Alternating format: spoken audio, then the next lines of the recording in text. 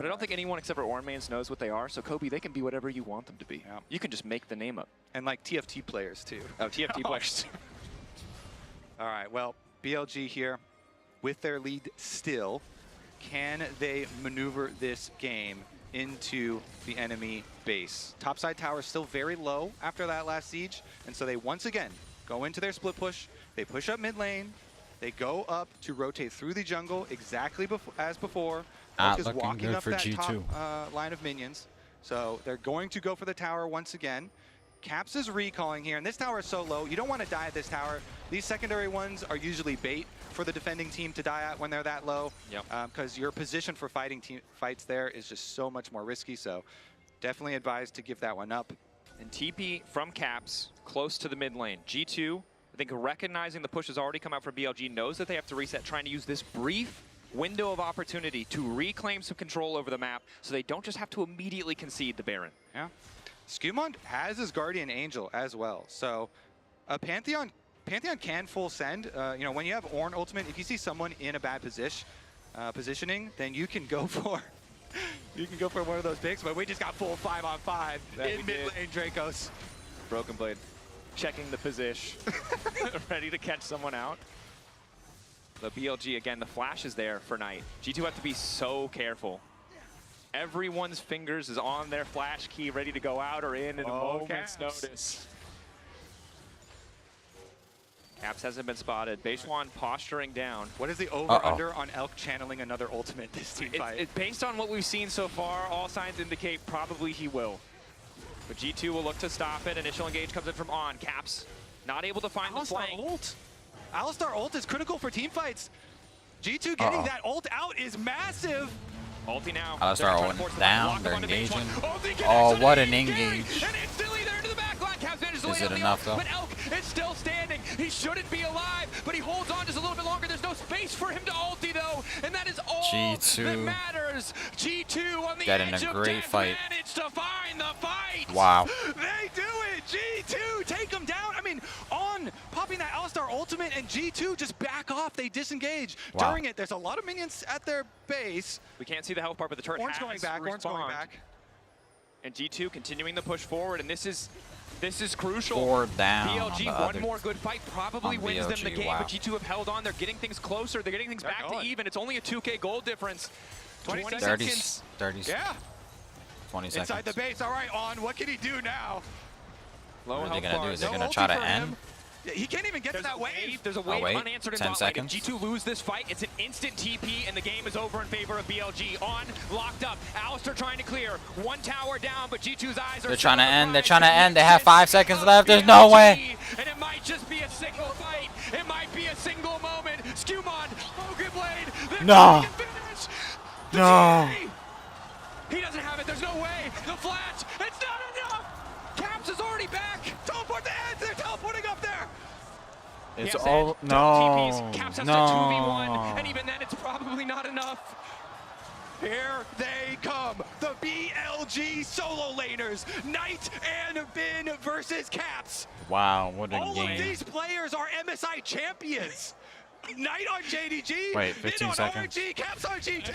Sorry, boys, this is personal. The rest of you set up for an objective. Caps goes for the ulti. Bin goes golden, buys a bit more time. Bear taking that health so damn low. Tower still standing, but Bin's already gone one. Oh, wait. Lavrov back up, 10 seconds on Hans, 15 on Broken Blade. Bin wants to finish the objective. He's not waiting any longer. Lockdown there. Minion's not going to do enough. Knight and Bin back Wow. to finish the game. BLG, get it done. Oh, Knight and Bin show them how Wow. it's done. The double teleport into the end. BLG take game number 1. That's just the beginning, Dracos. This series is gonna be a banger. That was extremely exciting. If that's a taste, I don't think I'm ready for the whole meal, Kobe. That was too crazy. It was too much. You're gonna have to eat up whether you are ready That or was not. insane. Wow. I mean, BLG, the fights when it matters, they always seem to find a way. Not without mistakes, not without weaknesses. G2 did their best to exploit them. Dude, Nexus to Nexus on game number 1. Whew. Yeah. Incredible, incredible options. Bin, of course, headed back. And now it's time to send things over to the analyst desk. We've said enough. We need to get their take on that game one. I don't know what to say, actually, because I was like, do we have this? Are we cooked shot? Turns out we were, but great showing from both teams here. But like, in the end, BLG comes in clutch. I am frustrated, but I'm here in from some beautiful League of Legends, guys. Just thinking back at the final end, like it looked like it was so close, but then Beishon is able to assassinate Hansama. That's what they needed. Yeah. Oh my god, it was just one play, and it's just a Nexus to Nexus, the LPL Classic. I feel like BLG can't keep getting away with it. It's happening. If I'm a BLG fan, I'm looking at this, and I'm like, oh no, right? Because like, initially, it started off pretty well They had for a great fight G2 right here. off this, right? Because they get the on Alistar out But then, I mean, super early. Yeah. I get They're what they're able thinking. to get in and kill BLG off. has Like, BB is on Elk 5K the entire gold time. lead. He cannot do anything. And so I this, guess to you me, try I and was like, push an okay, end. we're getting in position for G2 win. But they Yeah, could have because stalled. It looks amazing, honestly, for G2. The fact that they, like, Aurora teams TP'd had in 2 early, they had full dragons, setup like, of Drake, they even this put is in a ward crazy. for Baron, they had everything, they had the proper fight, and then they pushed forward. And I was looking at the death timers, they have 10-second death timers, they're trying to delay all these things. Look at Xin Zhao that's able to take down, it was actually the knockup from Alistar on top of it just before Oh that. So my gosh. on this On. entire Yes. game. That is the story of the game. This Alistar, like, you look at the Fog of War, he's here. You look at top lane, he's here. You open the fridge, he's here. Like, this guy is diabolical on that champion. That's why it was Wow. so important in that mid lane fight, right? That they had previously gotten out that Alistar ult. Yeah. That was huge, and that's why they recognized that they could initiate on it. And then here, yeah, you have Bin and Knight being able to close out this game before, you know, Elk is even able to get there. You see him kind of pushing out mid just in case. I mean, Kaz is just like, what can you do? Two different moods I on the know. PLG side and on the G2 side here. Crazy But game. we were talking about the Alistar, and for me, that has been the story of this game, combining with the rest of this BLG comp. You have the MF ult, you have the Alistar combo to combine it. Emily, talk me through how beautiful this composition was. Yeah, and I've been a staunch MF defender, kind of, Yeah. against the likes of Isaac Azale Cummings Bentley, specifically. Get the full government name out But there. this is kind of the platonic ideal of what you want for set for MF, right? That the Alistar sets it up beautifully. They're able to clean up here, and here's where I was thinking, okay, they're going to have a pretty good window into setting up around the map in a lot of these fights, just because On and Elk were working so well together in this composition. Yeah, even in that last fight, you mentioned the Alistar, of course, even like Knight not being seen coming through. So like not only the Annie ulti coming off, it was On. There were other fights on top of that. The mid lane fight came to my mind where they were able to get another great knock-up into the MF ulti. That all happened, and it's important to talk about the game, honestly, taking a step back. Because coming into the game, we expected to be mostly a BLG heavy favorite. But, and this is the fight that I was talking about specifically. Absolutely. Oof. Great two-man knock-up into the MF combo. So it's like, when you see those things specifically, Emily is verified as being the MF defender in the right hands. I am. I feel like I am. In addition to team fights, again, how you move MF around the map and how she takes down turrets, I think, is a super important part as well. Yeah, and taking a step back once again is how competitive G2 was. Feeling like just looking at all of the moments, and I feel like the highlight member for me is Skumon. He was the highlight member for me yesterday. Today he found a lot of opportunities. Like he had 3 moments for me, 9 minutes, 17 minutes, 19 minutes, where he was able to like find ulti plays to get them picks and make this game much better. There was also really early on where I felt like Caps was having a pretty rough early laning phase and he was being set up for a dive, but he countered that dive. So there are elements to look at this game and say G2 have a real chance, but let's just hope they don't get tilted off of how the game ended. Yeah, I mean, they don't look tilted. They don't look You saw Caps laughing, kind of like, Absolutely. what can you do, right? But I agree. I thought this Pantheon pick was great for Skumon. I really loved how they, I mean, globals are so important, Of course. as we talk about anyway, but I loved how he used it to overload, not just sides, but again, in the mid lane, trying to set Caps up for success on this Aurora. I mean, that's the thing. G2, yesterday, not on the same page. As Hansama said, everything got really chaotic. Today, they were on the same page. Maybe not on the right page, though, because a lot of focus on Knight. When we looked at the damage at the end, this was maybe not the opponent that get you why that's wanted to opening focus over here. there. G2 is going to be playing on blue side for the next game. So who's the player that you want to focus? Of course, it's going to be depending on the composition that BLG goes with.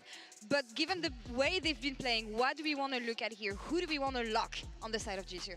For me, it's about caps. It always has been about caps. So putting him on a pick like an Ares and Zhao, something to allow him to be playmaking through his mid lane. I think the combination of him and Skumon has been strong. So give him the option to like not only be able to get push in win lane or find a pick in lane, but also get him out to roam more frequently. Yeah, and where we're looking at potential draft picks, I am very interested to see if/when the TF comes through. We have seen that even as a blue side ban, right? Which tells me that certain teams don't necessarily want to lock it in as a first pick, but we did see, even in a loss, the power of that pick, and that's something that I think in Caps' hands, especially with a playmaker from Skumon, could be very, very dangerous in their hands. I mean, that's the thing. Skumon, we know, if you watch the ADC, you know how strong he is on Pantheon. That champion is gone. It is fearless draft here. So what do we want to see for as a champion for Skumon here? We saw that Maokai was a I'm thinking the Maokai. You're in, we're in the shit, same thanks for the wavelength. follow. What about you, Emily? Are you a Maokai I mean, I lover? love Maokai. You There already it know is. this. I Bison, love how Maokai thanks for the looks follow, on bro. teamfights. True. Alright. Easy setups. G2, bring it on. BLG, keep Just on chilling, doing what watching you do. We the can have an amazing play-ins series right now. here at MSI. BLG takes the First game was so let's crazy. see if G2 can fight back right after this. They're on a break right now.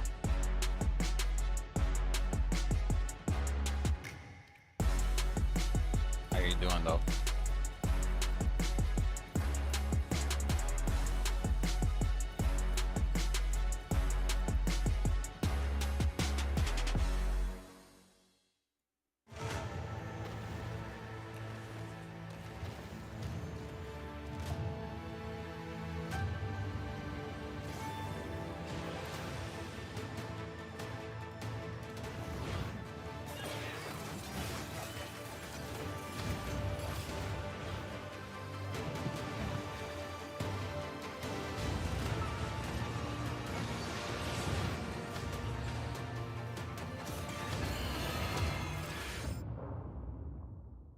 Much love, much love.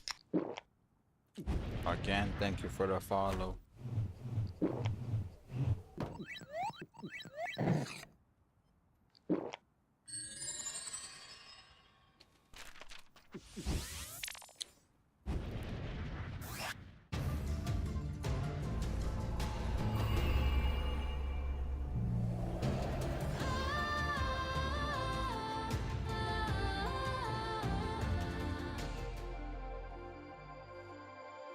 What a crazy end to that game. What a car. Living the dream, huh? Sweet dreams are made of this. Who am I to?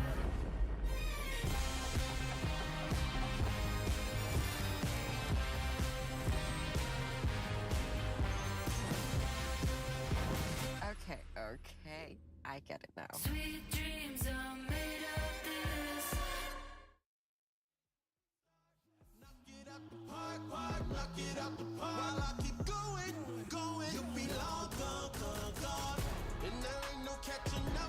Having insurance isn't the same as having State Farm. It's like getting Bateman when you need the protection of Batman. Easy, Batemobile. Not the too Bateman fast, ad. Any last words? I actually like this ad. It's kind of funny. Dermatologist. That's why you need the real deal. Look out! That's Batman! Go home, Bateman. Do a podcast or something. That's hurtful. So don't settle for just any insurance when there's State Farm. Well, you're in the big leagues now. How was your vacation, sir? Oh, I needed one. With your 10% loyalty program discount, that's $225 for the night. Not bad. $155 for the night. Hold up. How? It's easy when you know where to look. Trivago compares hotel prices from hundreds of sites, so you can save up to 40%. Trivago is my secret tactic. Hotel Trivago. Dang! We can't start the movie without the remote. Ugh, we literally just had it. Found something! So good! Can't we just press the buttons on the TV? Ugh, Mom, that's not a thing. Fine. Let's check Fandango. With Fandango, pick your movie, theater, showtime. Boom. No matter how you dang, always Fandango.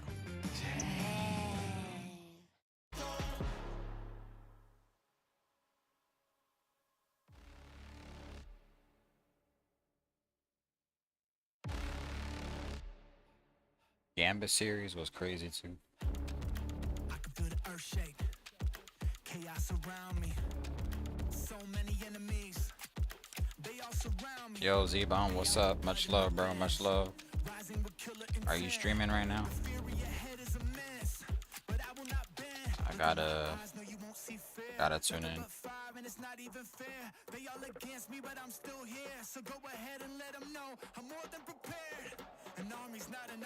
Much love, though. Appreciate you stopping by.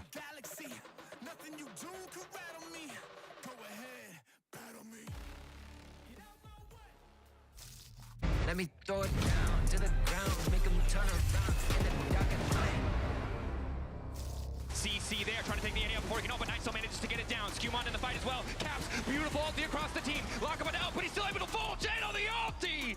But Elk is still standing. He shouldn't be alive, but he holds on just a little bit longer. There's no space for him to ulti though, and that is all that matters. G2 on the edge of death. Might just be a single fight. It might be a single moment. Skewmon, Broken Blade, they're trying to finish the GA. What a crazy end. The flash, it's not enough! Laprov back up, 10 seconds on Hans, 15 on Broken Blade. Ben wants to finish the objective. He's not waiting any longer. Lockdown there. Minion's not going to do enough. Knight and Ben back to finish. 4 more, please. That's all I have to say as we get ready for game 2 between BLG and G2. A nail-biting finish off the back of one miracle team fight from G2, but it was still, for the vast majority of the game, BLG in the driver's seat. Yeah, and after a game like that, it is so hard not to be like, hey, why didn't we just go Baron? Or why didn't we do this? Or why didn't we do that? But you have to focus on the next game, okay? They have to clear their minds. Game number 1 almost has to be deleted from G2's minds right now, okay? Focus on the next game. Don't worry about what could have been.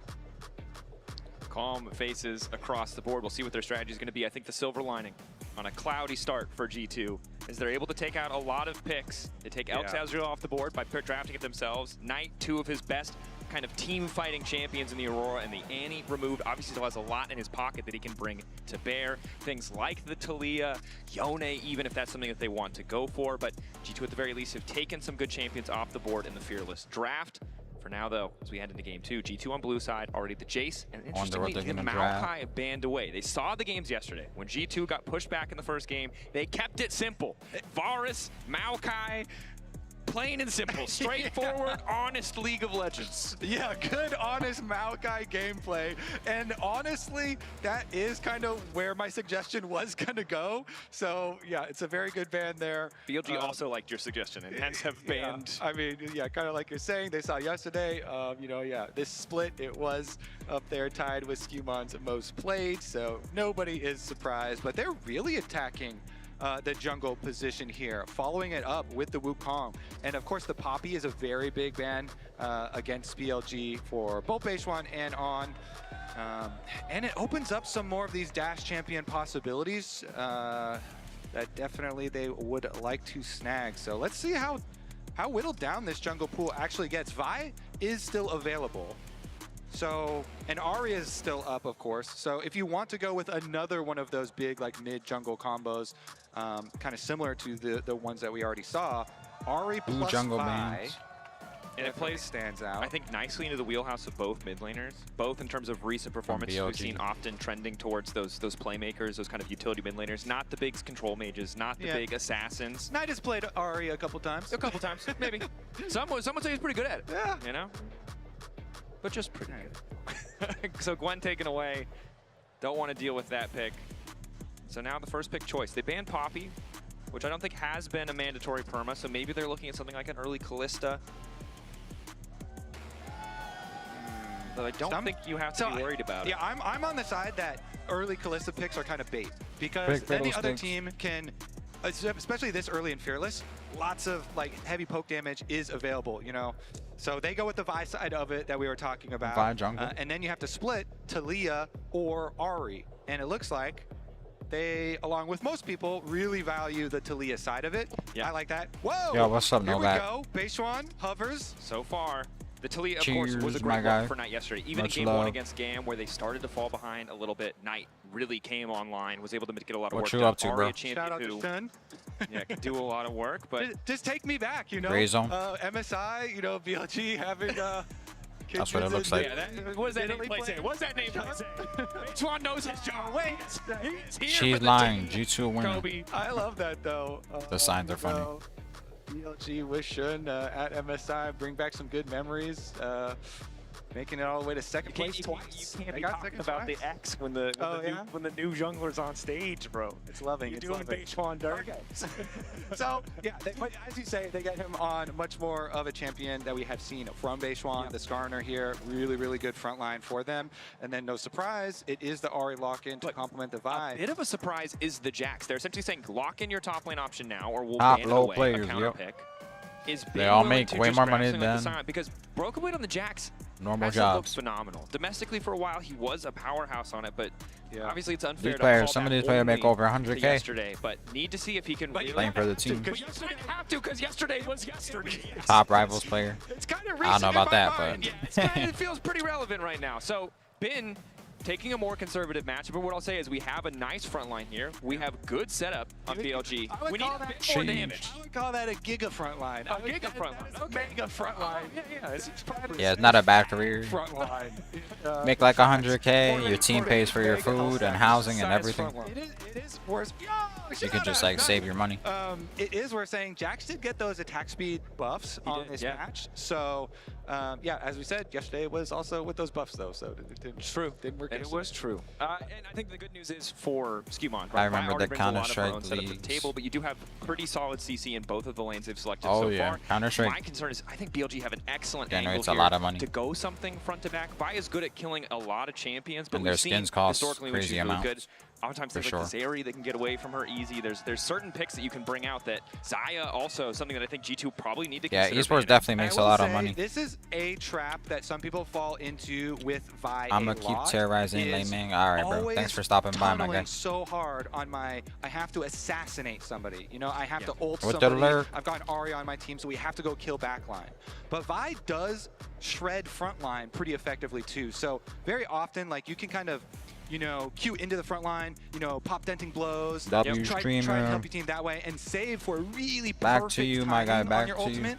Because if you go into the front line, you shred them a little bit, and then you use your ultimate when they try and CC you to immune it and kind of buffer there, then you can create a lot of value without full sending yourself into... It's easy to just think of the ulti and the vault breaker, but you're right that the denting You blows. can definitely If you can just start autoing that jungle, that top laner, you will do a lot of damage. You'll shred that armor. But now we see double 80 carry bans. Don't want to give these ranged follow-up options to a composition that is already so pick-focused to the side of G2. So that's the Kai'Sa gone, that's the Jhin gone. But support focus is the name of the game for G2. They've taken away 2 of On's picks here. The Renata with a comp that wants to go in, it makes sense. And the Rel, still just a premier engage option, is now you've set up Elk to play one of the best champions in the meta, no doubt in my mind, and a champion that with this kind of front line can do a lot of work. I mean, Elk was already, you know, showing his ego last game. He's gonna do it again. He's like, you have Vi Ahri. I don't care. I'll pick a low mobility carry. I don't need dashes. Yeah, okay, buddy. I'm gonna be honest. I saw that nameplate and I saw that champion, and I kind of forgot about the fact that there is that Ahri Vi, which is gonna make this difficult. You're right. That's a good call out. The Sivir here. Okay, and this is nerfed Nico on this patch. It was actually pretty big. 20 damage early off of Q. Now it is buffed later for scaling. But support does not get a lot of levels. Yeah, it's to balance out the mid lane role. The scaling is there for champions who get money. This champion doesn't get money. So very clearly here, you know, they're looking to farm with the Sivir and play for that big farm condition. Double poke gets locked in alongside the Varus though, so they are going to have strong laning from BLG, and we did see already from this squad, you know, with Beishuan going for bottom side tower dives, They did it a couple games versus IG in playoffs as well. Yeah. So definitely a possibility here. I mean, they're Elkanon definitely can get a lot of chunk damage down. We'll see about this though, because I haven't seen a lot of footage on Nico with the 20 damage nerf on the Q. Yeah. So we'll see how potent it still is. I mean, against Karma level 1, it's always going to be tough. These But you're people right, are those first few levels, maybe it's something that G2 can navigate. Expect them to be on the back foot early on. Of course, if you haven't watched esports for a million years like Kobe and I have, you may forget about the Sivir 500 CS bloppity blah win condition. But G2 do have certainly a scaling.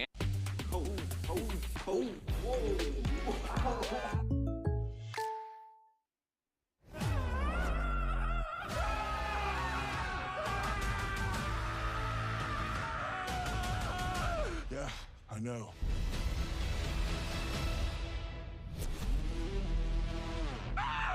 Line here for BLG. All right, G2.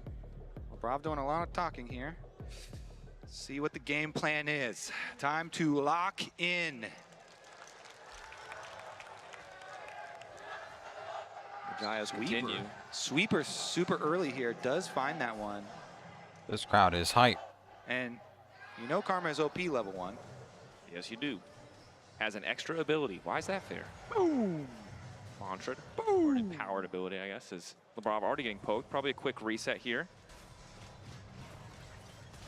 And overall, looking at G2, BLG really has just been the boogeyman for them. I hope It G2 starts off with can a strong level 1. get a game or two You to have to make hope this that the doubt exciting. doesn't set in, but they're taking so much They're control. calling Broken Blade too. They're calling Broken Blade now. But BLG's so good. Yeah, I respect that you were ready. Yeah, they call it off. They call it off. BLG are like, all right, fine.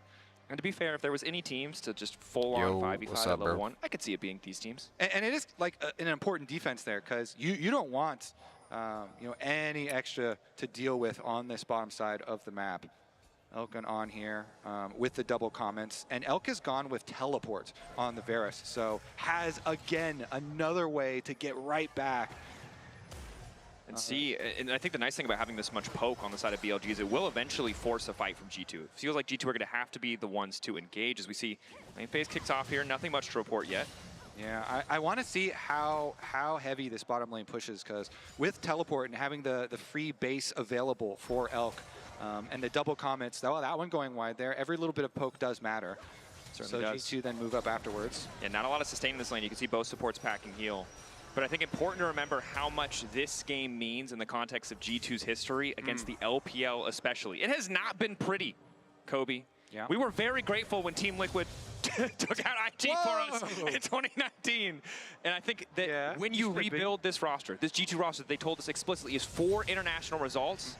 Proof of that would be taking down an LPL team, doubly so when it's a team like BLG that has eliminated you so many times before. Yeah, BLG eliminating G2 the last 3 times they met up in best of series. Each of those series, though, G2 took 1 game. That's not enough to win, though, Kobe. So I think they want more. But I'm saying you haven't won a game yet, so maybe there's already one that's in the bag for you. We haven't won 2 or 3 yet either, which I think is the break point that's really important. So Looking like some standard lane. as expected here, the onslaught of a Varus Karma poke whittling down on Lebrov. The Junglers poke have, from this lane is crazy. about finished up with their full clears here on the bottom side, though. And no surprise to see Skumon pathing down bottom side. We've all seen Beishwan on red side make that dive happen so many times at early levels. Cavs, Oh though, my gets caught by the flick. A good goodness. charm to follow. Knight relatively out of mana, but he might not need it. One more auto in the 1v1. Solo Knight kill. stands on top. Knights to Leo with the solo bolo on Caps. Solo That kill. is going to That's be crazy. very, very painful. And the Talia gets ahead. Wait a second. Ghost flashing out, still rooted up. Decent damage with the spell shield there to keep Hansama safe. Oh, man, that These is lanes so are big not for Knights. I mean, looking that is a good. dream purchase here, too. Even gets an extra control ward for safety off the back half. And he's got flash advantage. The Talia has the flash advantage versus Ari here. This is massive stuff. Really early tier from him. Gets to start stacking that one. Skumond is already here to try and punish. But Caps can't, like, set him up with a charm flash or Unraveled anything. Earth is there. They force the flash from Knight. All right, Knight a flash little bit gone. over-aggressive on that Unraveled Earth cooldown, or he might have been able to stop a Vault Breaker at the very least, but at least evens up the flashes. Yeah, and Knight hadn't gotten time to go place his control ward yet either, so he does instantly have to blow the flash. Looking good for even that back up. G2 already. After the gank, then he goes to put his control ward to have the extra safety. They're lane swapping. And it's big for G2 that they get value out of this Vi Ahri combo, because this Vi first pick is what they prio. Taliyah was on the table, something that was banned in game 1. They knew what they were risking, they knew what they were giving up. So for Knight to get that solo kill is bad, and the flash at least makes things feel a little bit better, gives you better options to sign to get or go closer to bot. that level 6. Just getting some support roams going on too. As you can see in the river there, On was moving up to try and get vision from the other side for Knight as well, but Skewmon camping out. Or what? Mid lane camp, Vi Ahri. Looks like BLG Skewmon bot and lane is LeBron, staying because that bot. one's fake! Knight, Boom. the Q flash, perfect from Skewmon. He spent his time Still in not practice enough. tool. Oh, Knight there we taken go. down. Beishwan, a quick knockback into the wall. Oh wait, can But they it's get just too another late. kill? Is he going to get this Oh! as well? Nice Vault Breaker, good follow-up damage. Wow. And it's Lebrov to grab another.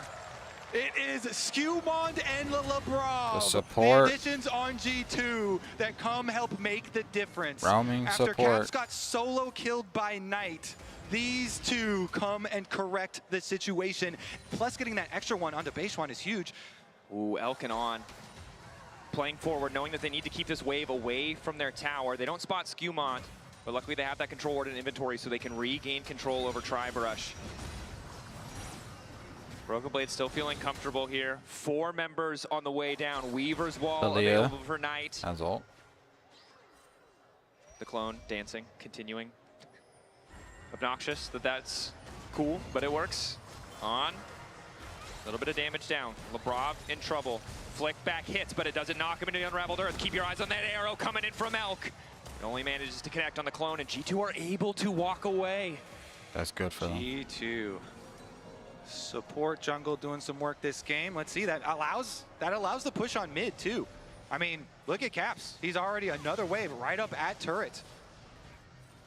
Knight gonna have to get back pretty quickly here. Skewmon comes over to contest though. Smite from Beishwan secures it, but Knight has to spend a little bit more time supporting with a threaded volley, threatening a little bit more as Elk will TP to move back down to the bottom side.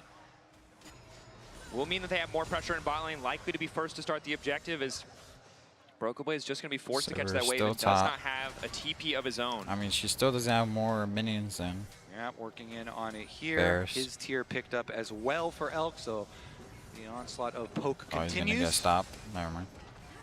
G2's decision to split up these lanes.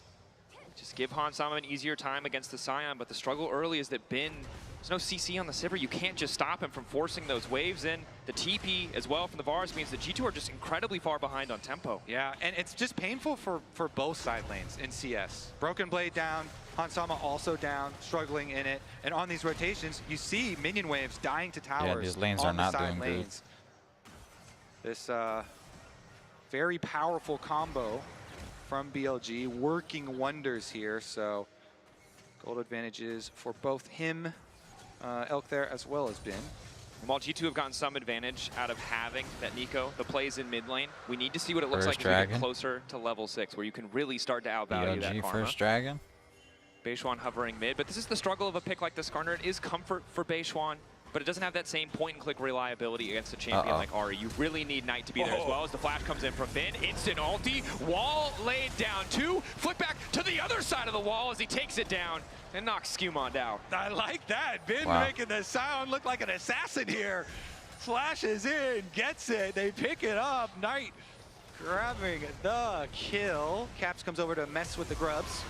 Play bottom lane. Hansama ulting. Lebrov likely to fall. Kill finish. Feet of Warfare as Elk grabs that one.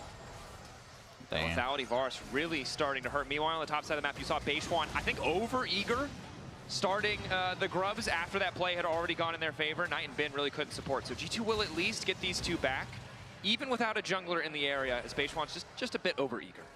Yep, they bring 2 back for themselves.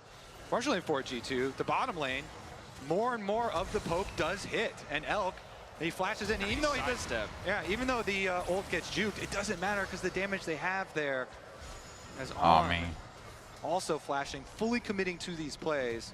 And it looked to me like the mantra Q really is the difference there, as it manages to connect despite the spell shield from Hansama. He's only able to protect himself. Yeah, that is all the summoner spells used though. They both flashed and they healed for that, so full commitment to be able to get that kill onto the nerf to Nico. See if they can continue to press this advantage. As you highlighted, down sums does mean some of this objective contests might be a bit harder. We're still quite far away from the Drake, and Broken Blade, with that time he spent on the bottom side of the map, at least has a Phage under his belt, which may make this lane a little bit easier.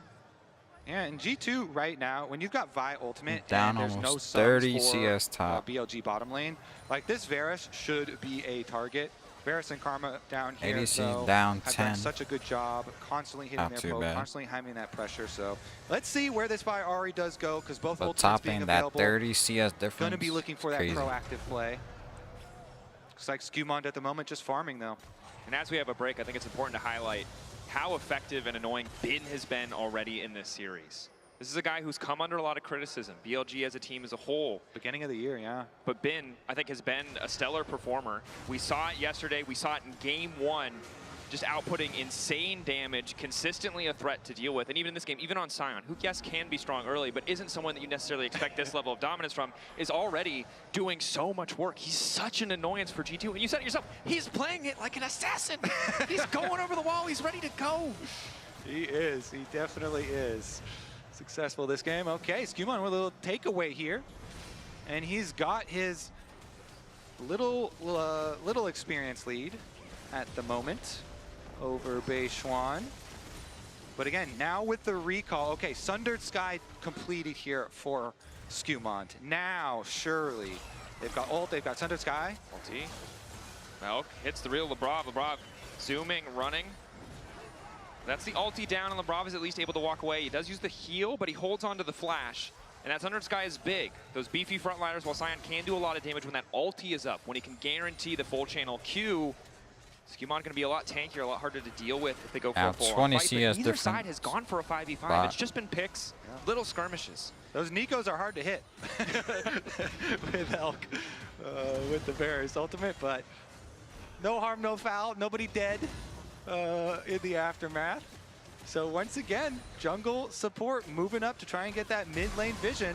Ulti there. They're going all in, and Elk is As dead. good as he looked for the game up until now, he can't get away. There you go, Dracos. That's the play we're looking for. The Vi ultimate should mean a dead Varus. They get Elk. He completed his Sundered Sky. He went for the play on the bottom side. Nicely lane done is from rough in G2. the top side. Still is a long way ahead of the Dragon, so it's Looking just rough in that the top gold right side. now. Yeah. But we'll see what happens now with the Dragon spawning, because those cooldowns Jax are gonna versus be quite Sion, you just don't meaningful. feel like Yeah. they're doing anything. And Caps doesn't have Malignance completed, as we see the lockup is there. Looks He's like easy dead. pickings onto Skumond. On in position, a lot of healing though. Oh, And Skumond's able wow. to make it away. Sundered Sky is the difference. What as an the charm escape. connects, and LeBron Wow, what an the ulti three-man right there. Hansama is here. It's only one item What in can the they center, but get? might What have can they enough get? to get it done? Fortunately, it doesn't. Okay, It's G2 one kill. over eager. Lebrov has to try and sidestep, but Beishuan's just ready to throw rock on his head. And in the meantime, it's been breaking towers. And look, yeah, he got him. Okay, so they did in the end chase down Lebrov as we cut away looking at the other side. equal. Teleport goes back out on top side too for him to push right back out, but Crazy you know, already. BLG with the lead and the Dragon finally does come up, they should be able to secure this one to continue stacking. And the big thing about stacking It's nice these to Drakes see is most of the G2 games we've seen making today, some it's been plays, 1-1 though. split on the first two Drakes, but when you're the team that can approach Soul Point, you can guarantee the enemy team has to come to you, and we know how good this BLG team composition is when you get that setup on those objectives. Yeah, and well, let's see here. They're going to be a little bit late coming over. Doesn't look like it'll be meaningful. But I have to point out, once again, you already did earlier with the Bin graphic, he is over 1,000 gold ahead in the top lane matchup. The top lane matchup was going to be big, even though it's not on our screen at the moment. The Sion will be massive. So here's a look at them trying to punish Skumon afterwards, after the previous play. He barely does get out, does not tick down to the Scorpion passive. It was 3 Sundered Sky procs, and we come back and Hansama is dead. Elk and On, despite us leaving the lane phase, are still finding those Down same 20 advantages. CS. Yeah, and this time On flashes in, Sivir. and they were like, yep, we're going to get him again. They keep this Oh, Sivir no. down. Another kill. So in addition to Bin with his lead, it is still Elk here on the poke Varus. Top lane 30 CS.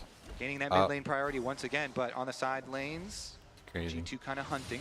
They have both Lebrov and calling Skewmond as well on the Vi. His ultimate is back up and available with addition of Caps, and they're going to go for the dive. Waiting for the angle, Lebrov. Wow, what a Free pick. uses the ult. He knows exactly what Knight has to try and do to escape. What a So again, pick it's just a right clean there. dive, a nice side lane pick.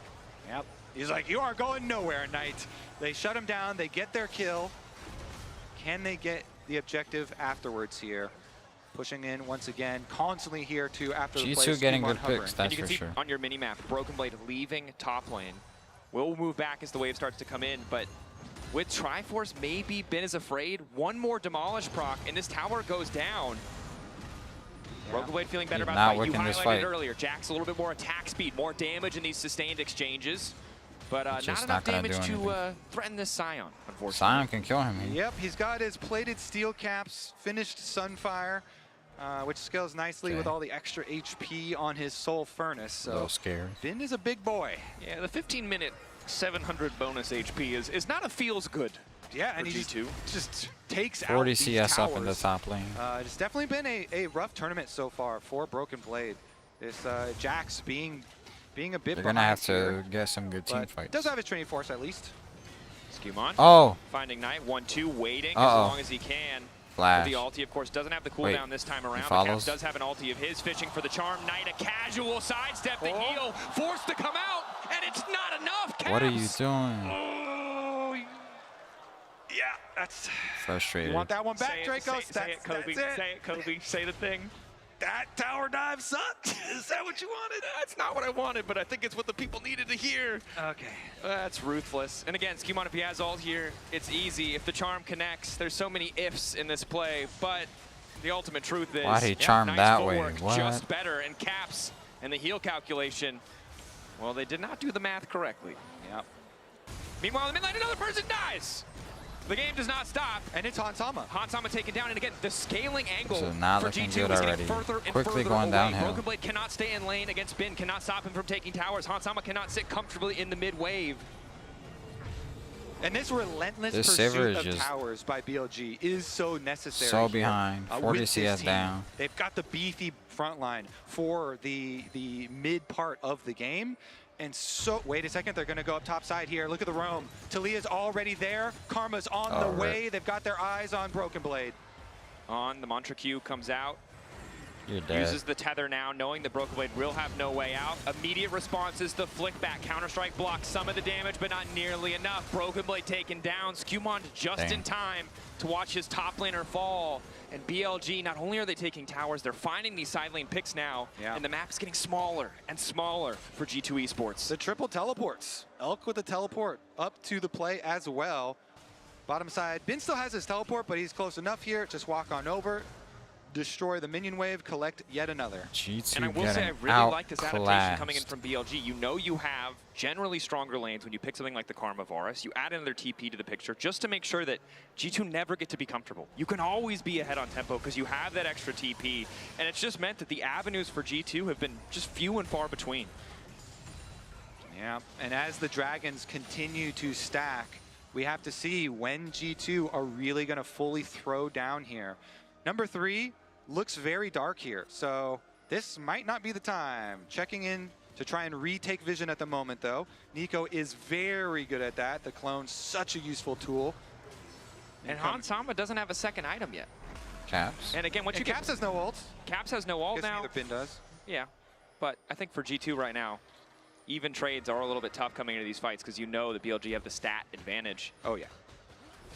That's got to be Dragon number 3. You don't want to fight number 3. It's just soul point. Wait until the next one. Wait until you have better setup. Wait until you have a possibility here because there are multiple 2-item power spikes. Both BLG solo laners have their double item power spikes. Meanwhile, not a single person on G2 does so. You cannot fight that one. That plus the vision advantage way, way out of reach. Knight moving bottom lane. This time the charm connects. Knight doesn't have to quite have time to use anything else and will immediately ult out as on flashes. Okay. Beichuan's running now too. Broken Blade, they're gonna stun him. What the heck is this sequence of play? Beichuan is gonna die! BLG, and then they find a kill back. I'm sorry. What? What is going on? Are you not entertained? Thank you. Knight creates the wall. On flashes over. Bishwan is in there. And this LeBron is also in there. We have witnessed the biggest strengths and biggest weaknesses of BLG in a Another single Broken game. Blade pick. When they are on the same page, they are unstoppable. Right now, they seem to be on the same page. Broken Blade, unhappy about this sequence as the slow is there, as is the decimating smash. So in the end, if we take all that played together, it's a 2-for-1. Yeah. Plus a tower on the top side. Okay, a little bit something back. This one, of course, a secondary tower. They're waiting worth for so another much more, pick. than the first one, so BLG will get the better of it. And you can see that Hansama just doesn't, again, needs to finish the Navori Flicker Blades because he wants that auto wave clear. Even then, though, a third item probably necessary before he can do much to this front line. Yeah. Sivir so far behind here. And Dragon stacking plan for BLG is going to be it. So they will continue on that. It's pretty far out in the future, so we'll take Otacon first. Skewmon on the way in. Or rather, Skewmon clone on the way in. Caps has no teleport, so it's just a full trade here. Yep. The team-wide 800 gold of that top tower for the Otacon G2 trade. If Lebrov could stop disguising himself as the jungler and sending the clone towards objectives, it would make my job. All right, that one looked really funny, though. That was a funny Skewmon. I was like, he's going for, he's topside. He's topside. Just doing the punching bag down, sliding through the river. I will say this, I may not be pleased that that interaction works, but it is funny every time.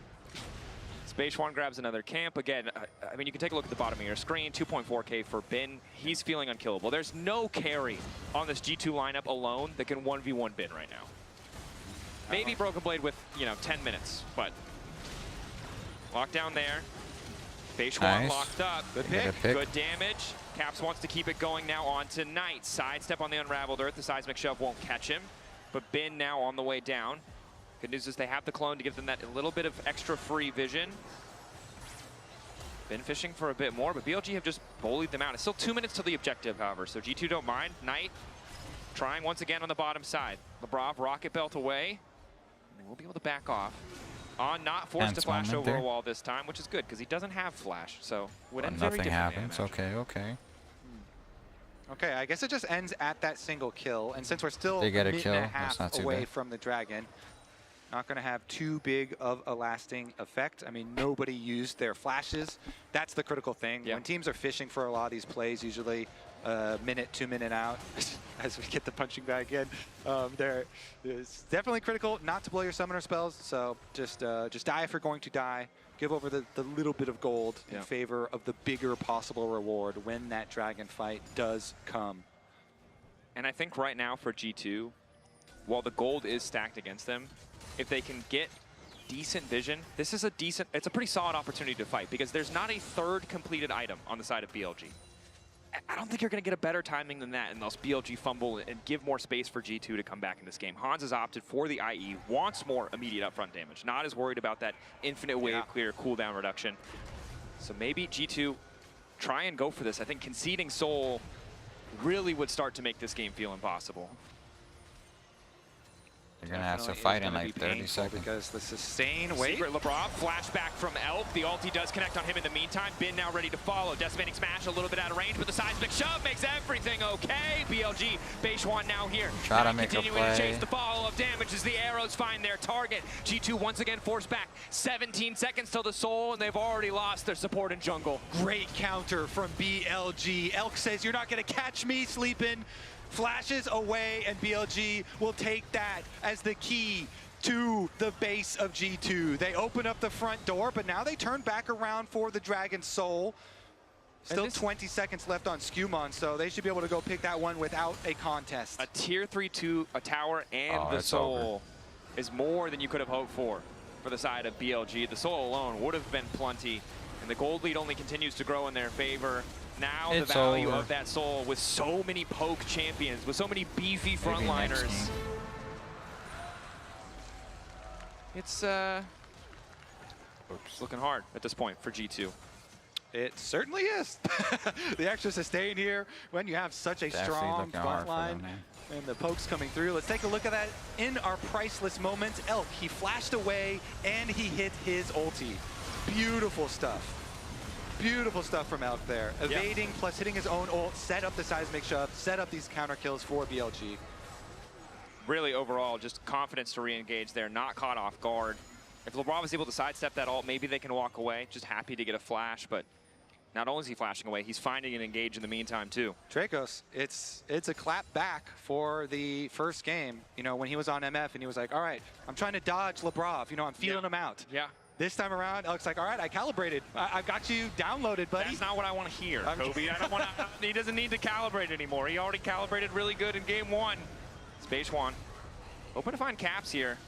BLG overall much, much stronger. It's getting harder and harder for G2 to find an optimal fight and to find the time for their carries to farm up. Rocket Belt available for Lebrov, but no flash. As Skewmond waits on the flank. Vision from Nico, such a boom. That is quite a flank, by the way. Yeah. BLG backing off. Want to wait for I like mid this prime. slow pan. And as you'll see, up into the top right corner here. That is a Vi. He does have a That is also a Vi. path.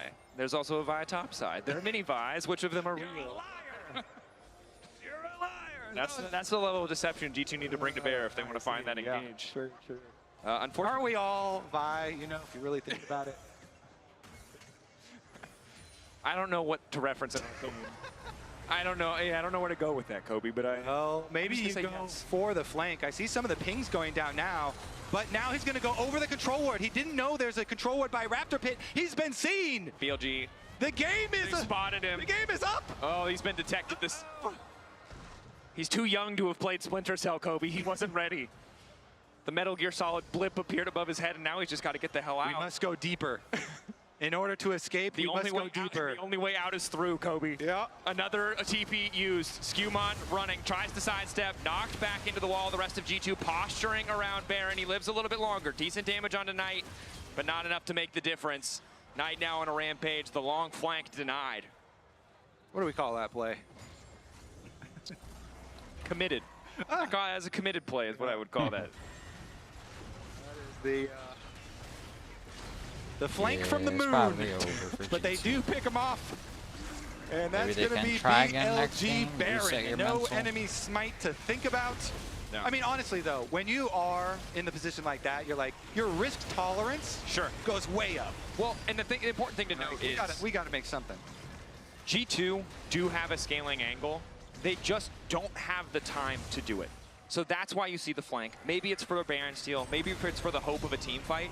But after the early game went the way it did, with G2 solo lanes unable to find farm, Hansam only now getting a half an item completed despite how much time they've spent on the map, you can tell why they would feel pressured to make a play like that, to leverage the most of a little angle that they have in the enemy jungle.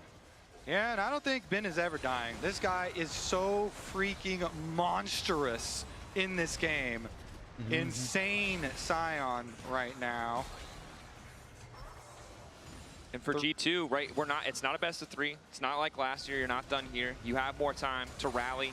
Fearless, new champions have to be brought to bear. Yeah. But at the end of the day, even though the core, the Ahri and the Vi have gotten a bit of work done as the ulti comes out. Skewmon getting the fight started, the TP there, but there's no one to follow up. Decimating Smash, Broken Blade able to pass in time. Looking for a two-man knockup. Flick back on Lebrov, trying to turn. He managed to get the back line. Skewmon goes in and it's Hansam on the side. The Simmer is contested.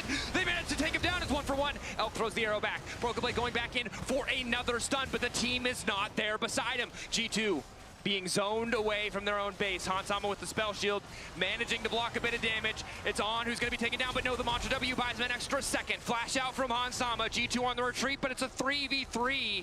They managed to find a good fight, but it just gets them to even. Skewmon flicked back, waiting to channel out. We'll be okay for now. Still a steady retreat. Knight likely to find the kill here as Skewmon goes back in. Wow, the extra shielding not enough, and Kobe, your prediction seems to be correct. Bin will not die, but he will continue to advance, trying not to give G2 any angles to cover or protect their mid-wave. Taking tower shots for fun down here. Undeniable, unstoppable. Does get charmed up. A little bit more true damage. TP now coming in, Varus returning to the fray, but Bin recalling, has a TP of his own. They want to go for the throat. They want to end it here. Ulti goes wide, Charm still connecting. Eyes on Knight, the flick back could be big, isn't going to hit. Caps 2 charges left. Bin standing in the midst of the towers, threatening to end the base. Counter-strike ready to go. Broken Blade gonna lead back. Caps going to go in. Health bars are getting lower, but G2 need to pull the trigger because it's Hanzama who's been caught out. Elk manages to grab the kill. 2 low health towers. BLG on the cusp of match point. But G2 holding on as best they can. Weaver's Wall there, zoning, LeBron away. Skewmon going in under the backline trying to find Elk. The knockup is there from Bin though. Base 1 and Bin, the beefy frontliners to find the mid laner, and Elk is still alive. BLG pushing G2 back, holding the line in G2's base, and bringing it to match point. Super solid follow-up here from BLG. Bin, my goodness, on the Scion, farming into a monstrosity. And G2, they tried to swap to get away from the rough laning phases, and they ended up with 2 rough laning phases anyway. The picks that they brought, you could see some of the logic, but it just did not work out. The extra TP for the Varus, so many small adaptations for BLG to make that game look even cleaner than the game 1. And now we need to see this G2 lineup dig deep, find the picks, the confidence, and the level of execution, because the odds are stacked against them. I think that word is key, the confidence there. Confidence, to make plays, to look for aggressive angles. Gonna have to take this game. It's not gonna be given to you. 100%. BLG a team, when they don't have that lead, they can crumble. G2 haven't been able to find it yet. We're going to head over to the analyst desk to talk more about that game too before we get ready for match point. And I cannot wait, Dracos. Thank you so yeah, you much. Can't. No, I can't. I'm so excited. I'm so excited. No, but honestly, what a steamroll here from BLG. Started very early in the game as well. What do you guys want to talk first? Because for me, it started from a solo kill, but not only that, because solo kill was just the tip of the iceberg. Yeah, I mean, Knight on this Talia is BRB an absolute guys. demon. Yes. We've kind of seen it before previously. This was when Skewmon, who I actually did think did a good job, you know, trying to get Caps ahead, overextended, Knight comes up and kills him. We then, right off the back of that, have this bot 2v2 play.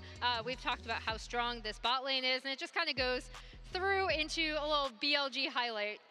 You can just see a string of misfortune. That really is what it comes down to, because every play you were looking for, this was a great example of it.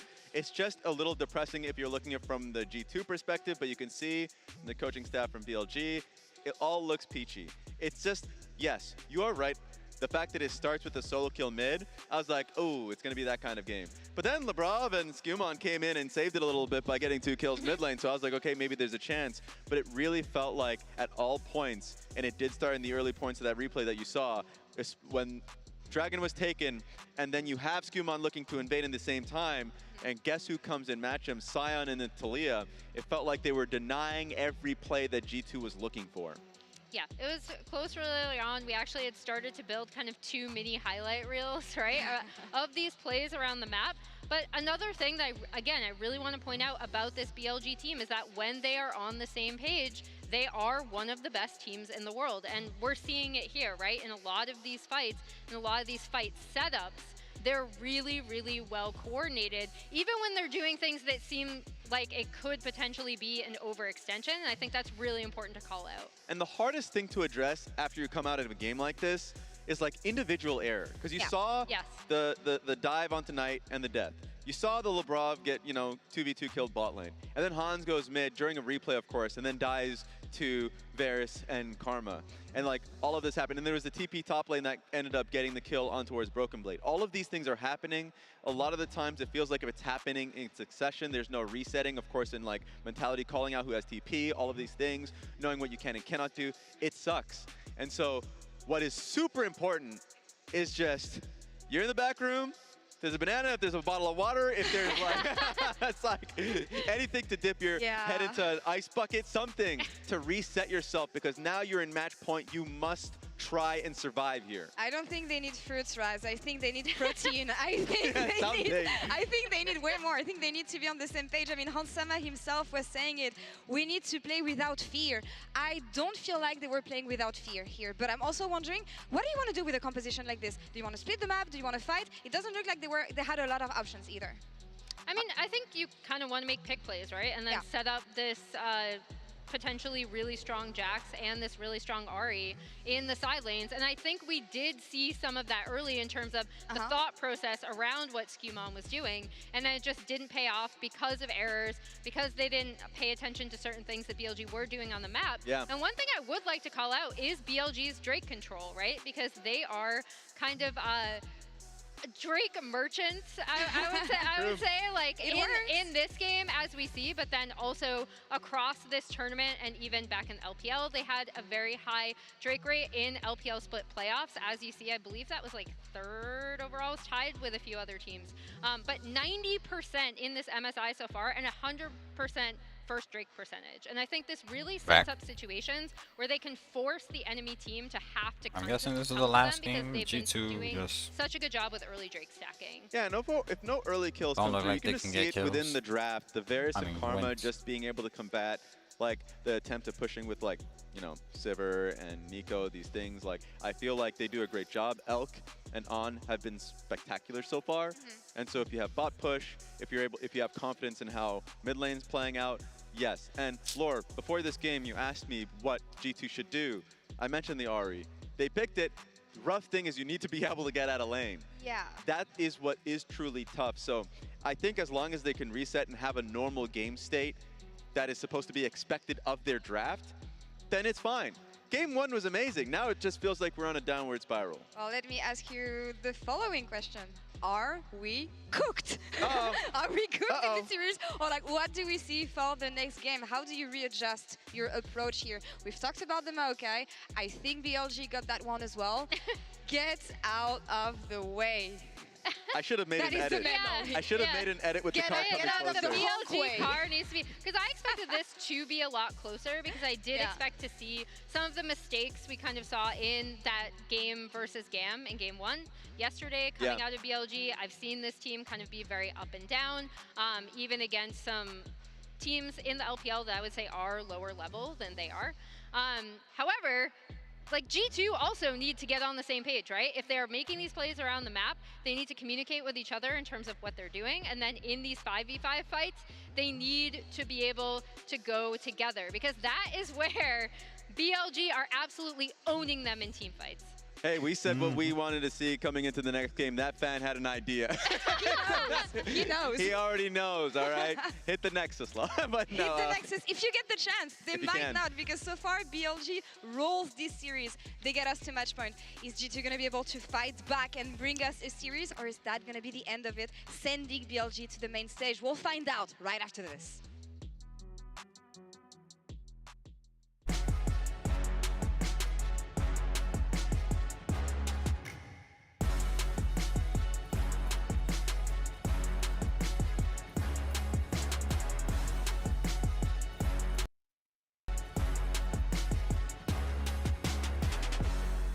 Yeah, bro, I had to go wrong again.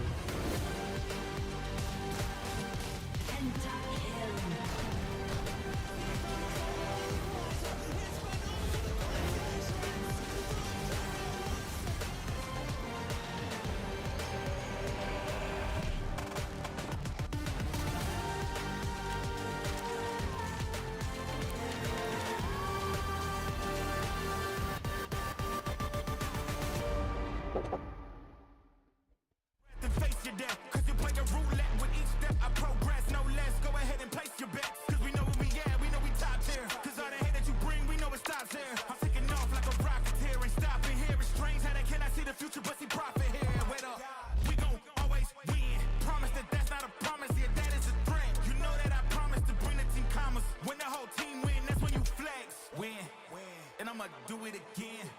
Watch me win, then watch me do it again. You might have heard I'm going through a little upgrade with my tats. So when Verizon announced that everyone gets a free phone on any plan, pain-free, count me in.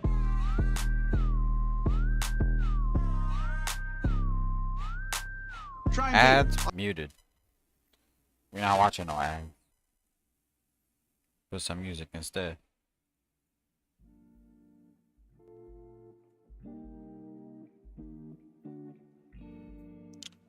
Don't worry, guys. I'm not gonna have y'all listen to ads.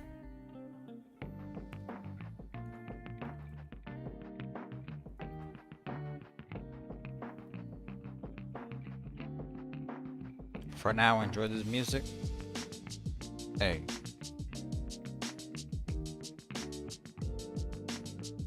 The ads are done. I'll unmute it.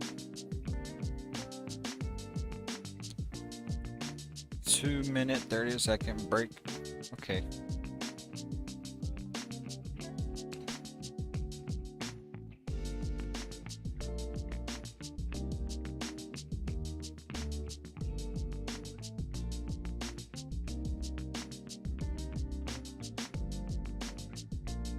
We'll do a half sword run real quick while there's a break.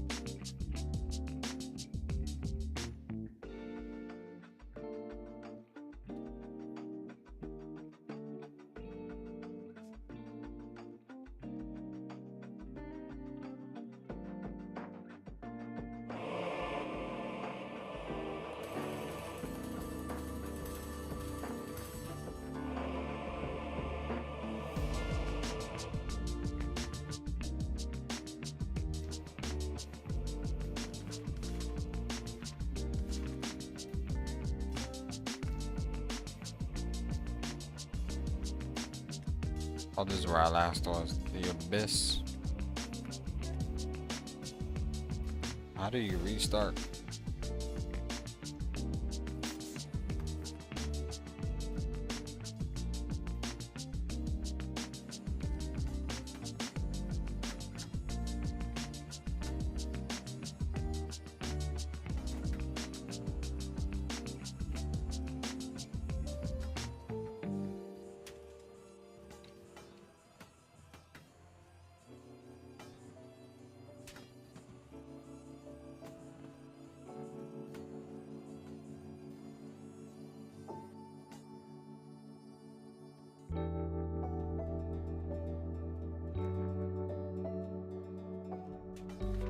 That sensitivity is crazy.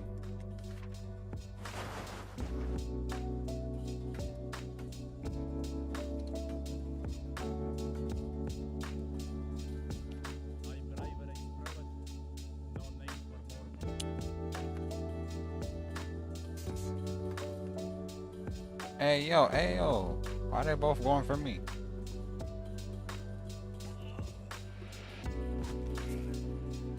Oh, got his arm.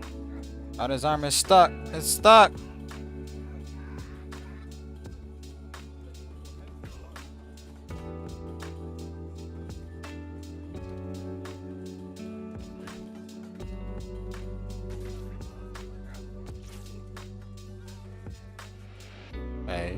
Hey, okay. Another carnage. What's up, bro? What's up? Wait, why doesn't it lock on?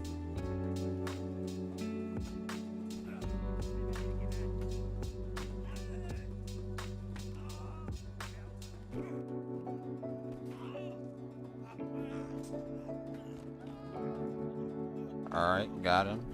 We got him, boys.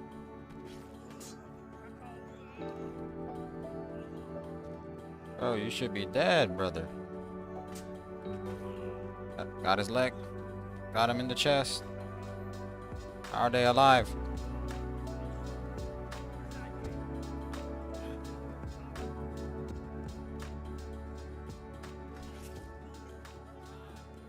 Give me my weapon. Give me my weapon. It's stuck on him. It's stuck on him. How do you let go of it? I don't even know how. I don't even know how. Controls? Can't see. Oh, keybind. Give up.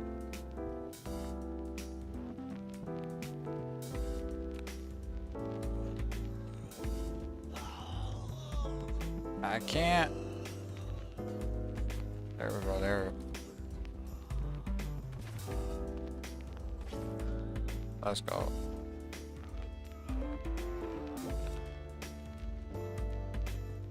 Alright, alright. I think the game started now.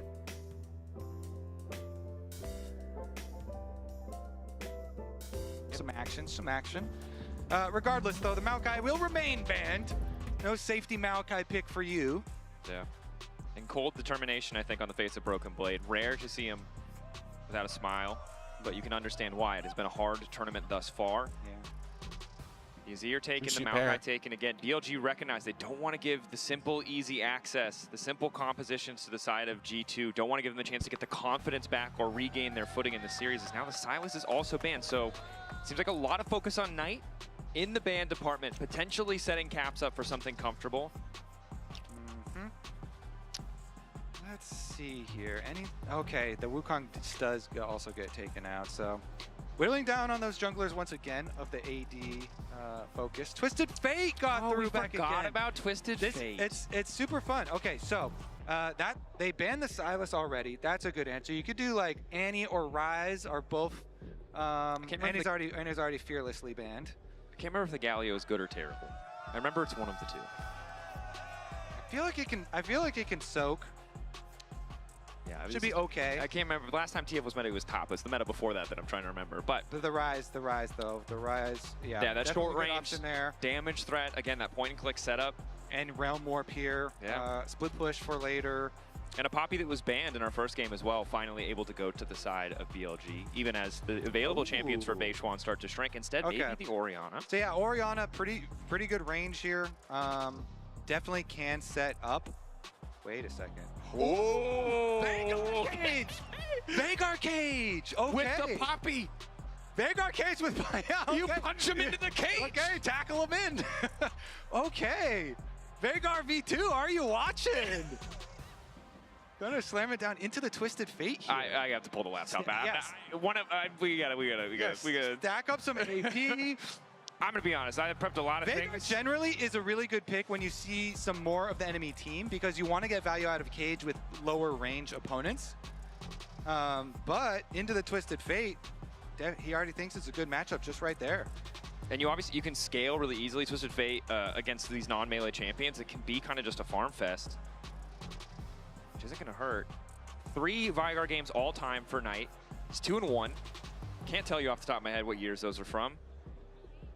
Now also Trundle there, and again, Veigar very immobile champion. Trundle pillar behind him, easy to find that setup. Veigar also not a very strong side laner. Great at denying siege though.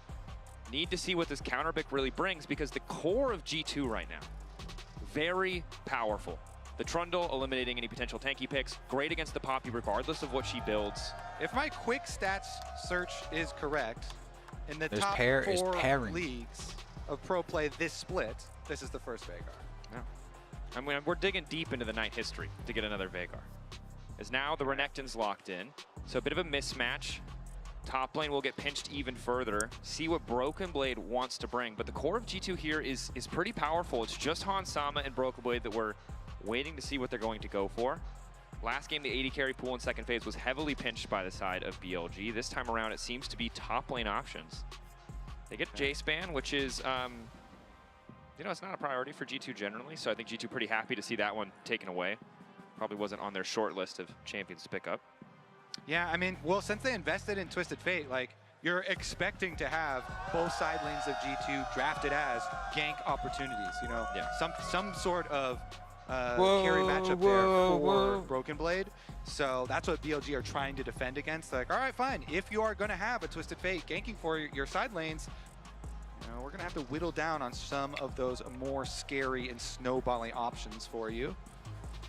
Interestingly, in high elo Korean solo queue, this is a terrible matchup for Veigar. Shout out to Analytics. Nice to just checking in, you know, seeing what people are building. So get some stats in there. All right, might look to make the difference. So Renata banned again, and Mundo now banned as well. Mundo played both by Broken Blade and Skumond. Really good into champions, or team comps really, that rely heavily on magic damage. Let's see. AD carries that can deal with Twisted Fate ganks. Xayah is still up. Ezreal was already taken. Sivir Spell Shield. Sivir was already taken. I don't think Elk's gonna play Neela, but you know, you can block some autos. There's the Xayah ban though. Yep, good one there. So what is the Take out 4 that pick option. for the side of BLG? Can still put Poppy bot lane. You've seen the rel. Okay. Oh. I was like, Draven. I don't know about you, but I'm feeling the tension. Normally I yap a lot more in pick ban, but I think I'm a little anxious. Like, I'm trying my best not to show it, but yeah, how do you? He's thinking the same thing. He's like, how am I going to stay safe? Twisted Fate is going to come for me. Okay. Well, by going in. By going in, Dracos. By going in. Okay. Kai'Sa certainly not a strong lane. Trying to abuse it here. But as you said, though, you know, the Poppy definitely still a potential flex, yes, absolutely. The Renekton and Veigar feels pretty likely to go into the respective solo lanes, but still room. And it does make this pick much harder for G2 because they're blinding multiple positions, but they don't really know. Sama Draven, okay though, with a Twisted Fate on your team into a Kai'Sa. And this would be a hard game to play Draven. That Veigar cage, that Poppy, difficult to deal with. Carry. That's a carry right there. That's a carry. You can gank for that, Dracos. Olaf Slam. That is what you do. You get your Twisted Fate early, and you go gank for it. The word we talked about in the last game, confidence. I thought we'd see it in the form of a Draven lock-in. Senna, obviously a universally pretty powerful pick. Instead, it's the Olaf. It's Broken Blade, who's doubling down. He's like, hey, we're gonna select one lane to focus on. We're gonna do the Draven and the Olaf. I guess they decided. So they're gonna have the Senna scaling, which was nerfed. So the not gonna scale as quickly with the Soul Generation. I believe it was 14 down to 10. Yeah, they reverted it once people figured out that static was a good item and was pretty optimal. They tapped it back down a bit, but okay, this is going to be all about this Olaf then. Twisted Fate ganking for the Olaf. Trundle here does have really good 1v1 potential, and so the jungle also, you know, play towards top. Senna ultimate, play towards top. Yeah. I mean, this composition for G2, obviously Caps frees them up to get out to these side lanes, but this is a death ball. If they ever get rolling. It is, and it has the opportunity to be God. You can be Thanos here because you get to run through Veigar cages. It is a dream for Olaf. Pop your ultimate, you can run through Veigar cages, run past the Poppy, run past the Rakan. But that hinges on getting... Dang! We can't start the movie without the remote. Ugh, we literally just had it. Found something! No good! Can't we just press the buttons on the TV? Ugh, Mom, that's not a thing! Cringe ads. Fine. Let's check Fandango. With Fandango, pick your movie, theater, showtime. Boom. No matter how you dang, always Fandango. This faith into him on this Olaf. They are drafting for him. Twisted Fate with the Senna here. So much possibility to buff up the Olaf, support him in his endeavors to carry this game. It's so important. Important because it shows that sign, that confidence from G2 that we want to see. And he can go for invades. Olaf Axis, really good for invades here. Broken Blade walking forward. All of BLG moving down. Locked in the cage briefly, not unstoppable yet. Hansama still here, gold card in, but Broken Blade already down. BLG, they see the angle. Oh, yeah. There's a word. Holy. And now... I'm glad we got our little speech out right before. Yeah, well, that might be a caster curse, Kobe. It's hard to say, but it certainly feels pretty damn close because now not only is the pressure on. Spellbooks, we got triple spellbook, buddy. That's what a spellbook buff will do for you. Look, all I'm saying is I don't think the odds can get more stacked against them at this point. That is kind of crazy. You got a level 1 flash Veigar cage. So Knight, no flash, and started cage. Yeah, I'm no longer laughing. I do believe he's evil. I believe it. Yeah, he is very evil, but he trapped Broken Blade in that cage pretty nicely for the first blood. So you can see though that he has slightly delayed his own stacking as level 1 Cage not as good in the 1v1 matchup. Yeah, and doesn't get any, extra AP either with that thing. But can put circles on the ground, and he's got his extra boots with the First Blood money. So the First Blood money going into the Boots Veigar. with the Just heard fur, boots with the fur. I'm sorry. The First Blood money. Okay, got it. G2 needing to look for the angle. I gotta tighten up. I like where your head is at. I like where your I don't know what to do. I'm emotional. I'm scared. As an LEC caster, I just have to make jokes. It's the only thing that feels safe. For G2 though, Sometimes you gotta laugh through the pain, Dracos. I'm here with you. Wherever you want to go with it, I will go with you. Boots with the fur. 100%. Thank you, Kobe. I appreciate you. You're a good friend. Caps still keeping that pressure up. Still the potential to roam. And while it is a disadvantageous situation to lose the First Blood, Olaf is still strong in isolation in this matchup. Yeah. 100%. And you can see Bin is forced back. So it feels like the first time this series, Broken Blade is able to press an advantage here topside, force this wave out, and will be the first to reset if he so chooses. Yeah, and both junglers are pathing up there. Broken Blade has his Tri-Brush ward. So unless Poppy went for one of those sneaky drop couple camps, walk through river type of angles, then he is going to be just fine up there with his early alert system.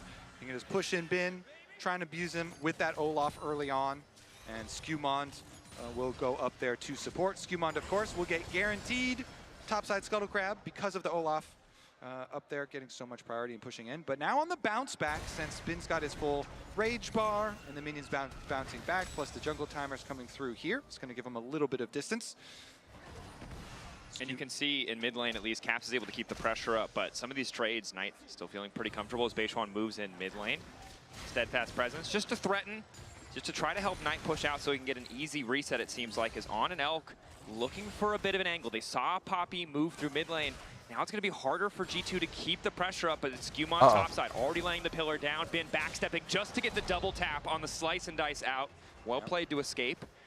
Yeah, Beishuan crossing over so he can get the bottom Scuttle Crab here, so he doesn't, fall behind at all. Yeah. And no summoner spell on that gank towards Bin. As you said, played quite nicely. Yeah, patient. Didn't burn any cooldowns too quickly as the Brav taking his time to cancel this back, which Beishuan can see and knows was going to happen, but just wanted to see maybe LeBron didn't want to cancel his back. Delays right now mean that you're not going to re-channel your recall because your second camps are coming up. So now Beishuan's like, all right, fine, I'll do my second clear with no items. Yep. So his second clear is going to be slower, no items to help speed up that jungle clear. Maybe we'll see something happen and something come of that. Maybe Skumond then is able to go back up to topside, maybe pressure it a little bit more. Maybe that then results, in some extra little lead for Olaf or something.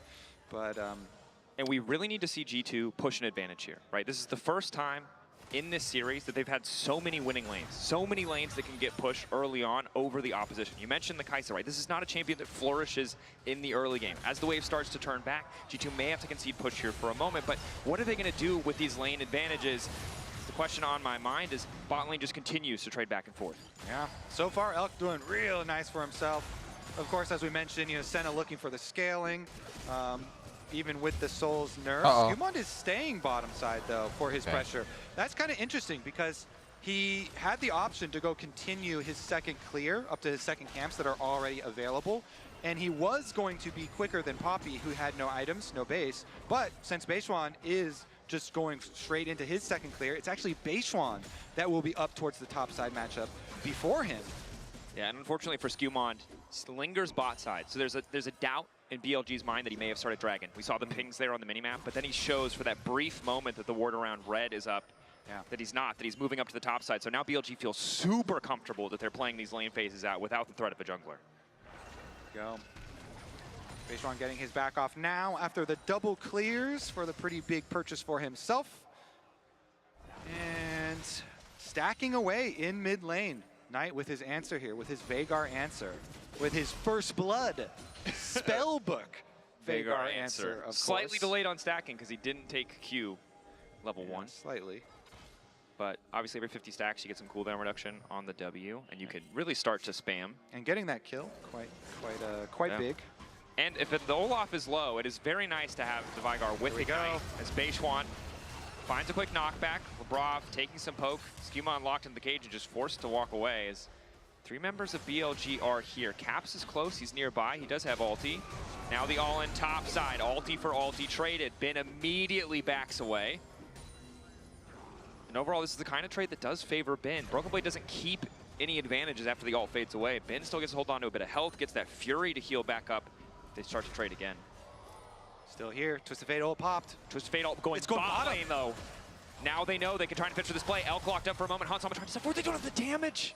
The cleanse from Elk just allows him to walk that little bit extra away as Broken Blade very intelligently are walking into the wave. Poppy ult goes out. It's going to knock back to support. Now it's Broken Blade ghosting away. Knight on the way down. They know that he cannot go unstoppable. Bin flashing in. Broken Blade trying desperately to get back to the tower. The Senna shield. It's too little, too late as BLG find their man. Again, wait a second. Bot side. Yes. Flashes out. Finishes the job, makes good on the mistakes from game 2. Ooh, that was close. Caps gets him in the end, though. He's finishing up the minion wave as the teleport is coming through. Teleport finishes. It's on the way in. What's up, Unsealed spellbook. Ring around the rosy. Ring around the rosy. We might see Gleaming Quill kill a man, which I never thought would be a thing, but Skumond is there, ready to body block, and Caps makes it out. Oh, nicely done from Caps. Under the tower, gets the better of Elk.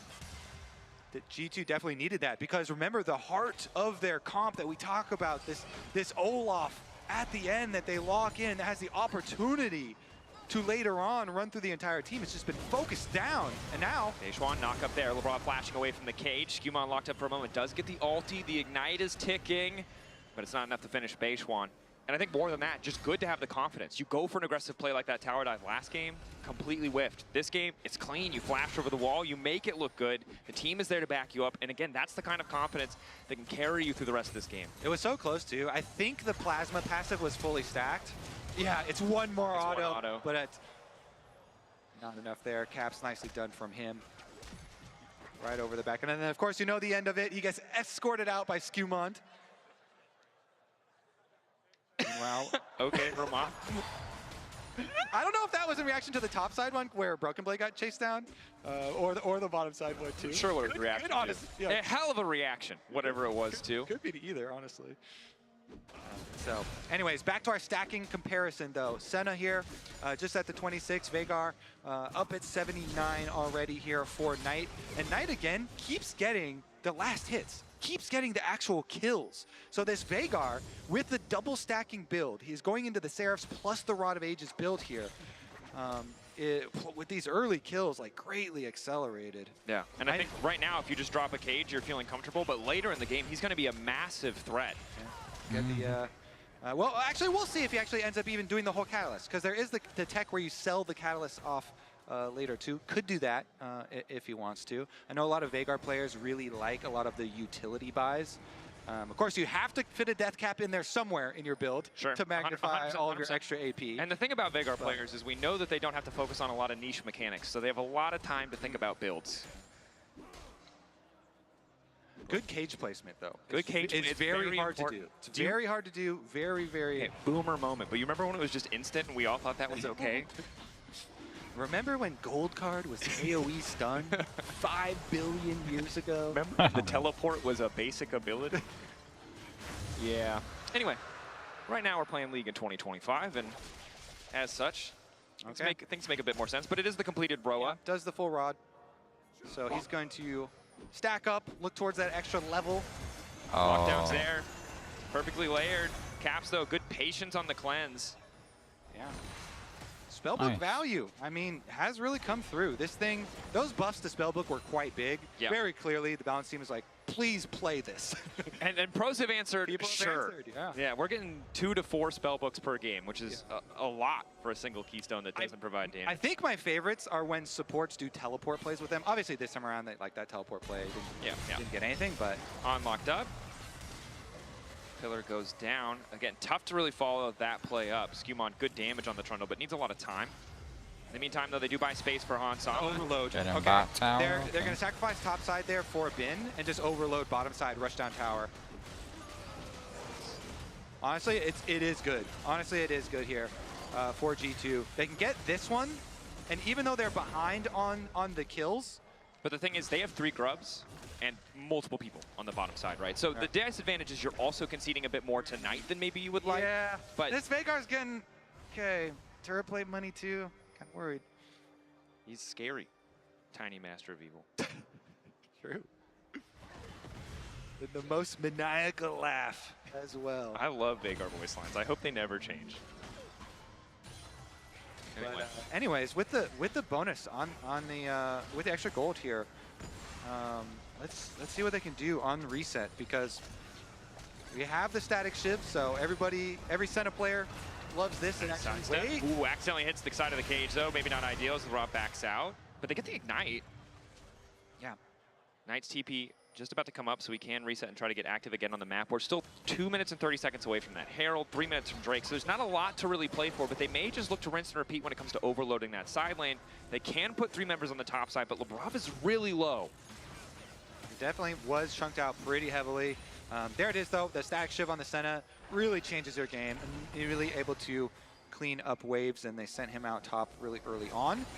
But the teleport answer from Knight to get back up there, Senna is squishy, so squishy champions have to be very worried around Veigar champions.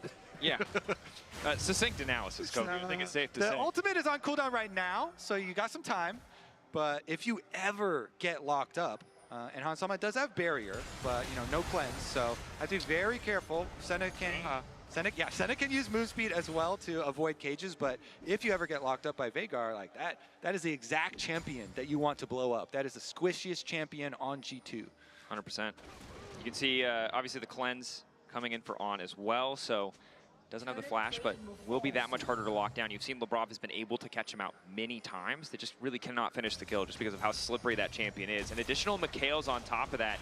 I think a good recognition from the side of BLG that the CC from G2, a lot of their most reliable upfront plans include gold card. And if that's gone, everything else is very reactable. It's really hard for G2 to immediately pick people off as long as On is in the area. Yeah, and those picks can snowball Looking really close. heavily. Map's starting to open up a bit, of course, with that one tower that G2 took. And they're the team with Twisted Fate. Very obviously, they want the longer lanes, more room to work with, so you can use the Senna ult and Twisted Fate ult that we are highlighting. The gold lead, however, is a bit deceiving as TF is printing extra money, but Knight is printing extra AP, so. Look at all these cleanses with the spellbooks over too. Wait a second. Caps caught out. Elk looking to follow up. All the stacks together. Beishwan, nice angle flash over the wall, but it's gold card. Quick cleanse to come through. And that's the feat of warfare for the side of BLG. Oh, no. Okay. They also have a Mikhail's on the team. Yep. They're cleansed. They're cleansed up. As you said, they've got so many outs. They are not interested in being dirty in this game. They want a clean game. This Knight. Skumon is coming over for the defense. Untested. This is a bit scattered from the side of G2, though. Once Caps respawns, you'll be able to get on the map pretty quickly, but BLG much better positioning around this Herald. No real angle in. Labrov does have all of his cooldowns alongside the Locket, so he can block a lot of that upfront damage, and we did just see Beishwan and Elk both use ultis. BLG taking their time on this one. A lot of CS being deleted in the mid wave in the meantime, but it's really tough for Hansama to step up solo. Broken Blade gonna go all in again the second that Axe connects. Bin level 11, but he's not too concerned. Caps on the way down. Gold card over. Beishwan finally coming in. Senna ulti over the top. Bin trying to hold on. Knockback from Beishwan is big, and Broken Blade goes down. Oh no. The play again turns against them. Bin is still standing. Dominus doing so much as BLG find 2. G2 want this Olaf to be powerful later so badly, but BLG have put a stop to it from literally level 1 in the game. The third kill, they take down the Olaf, even with the Twisted Fate and the Senna ultimate used. It's not enough to sustain. The charm lands on Labrov, and down he goes. Level 11 for Knight, just in time for rank 2 in that ulti, and a quick kill onto Labrov. Skumon trying to hold the line, but it is all falling apart for G2. The TF was helping them hold on to that gold lead, but now it's BLG, 2K in the lead. Oh, Knight no. continuing to stack up here. 3 kills now on the Veigar. Uh-oh, well, he's going to go back to base and probably complete an item as well. Here's another look at the play. Again, the whole thing from the beginning with the draft, you know, trying to get the double globals with the Senna ult and the Twisted Fate. Bin did a very good job utilizing that wall, though. Utilizing that wall to gain time for Beishwan to come over. Just huge, huge stuff there. So nicely played by Bin. And got enough time for BLG reinforcements to arrive. Then in the mid lane, it's just more brutality. There's nowhere you can go. I don't care where you're flashing. Don't know where you're going. That Veigar ultimate is in the air. Doesn't matter if he gets stunned up by the cage. Boom. G2 falling further and further behind is BLG very confident now to start this objective. You highlighted it so well, but Broken Blade with the Ghost on Olaf, he can chase anyone down as long as they don't go over that wall. Use the wall. The ulti expires. Bin continues to just outplay even as early as that first gank or the first blood, denying these power picks, whereas you know the unique pick that Knight brings to the table is still just continuing to do work. And the double stacking. You know, he's 1 spell away from Seraphs, 3 minutes away from getting the Roa finally up, and I feel like a death cap might be coming, Kobe. We're well ahead of schedule for this Veigar. I hope so. I feel like all Veigar builds should include a death cap. And you can get fun stuff too, like Dead Man's Plate and stuff sometimes they get. But okay, G2 pushing in on the tower at least. They do get this tower, but look at the mini-map. That Veigar is getting solo tower gold with the Rift Trail. Got solo secondary tower gold. Is not gonna get another charge off, but is gonna be richer. TPing on the way. G2 kind of want to finish this tower. One more auto might do with the grubs. Caps arriving. Good CC, but Knight is untouched. The cage goes down, locking up multiple members of G2. Broken Blade unstoppable, but can't get in range. So G2 grabbing the tower, getting the TP. They got the Sama kill. finishing the kill onto On as well. Nice. Over the top, they get the kill. They needed that too, because that investment, like it actually took a lot. That costed a lot. Knight down there on the bottom side got 2. Beishwan was pushing the mid wave as well during that.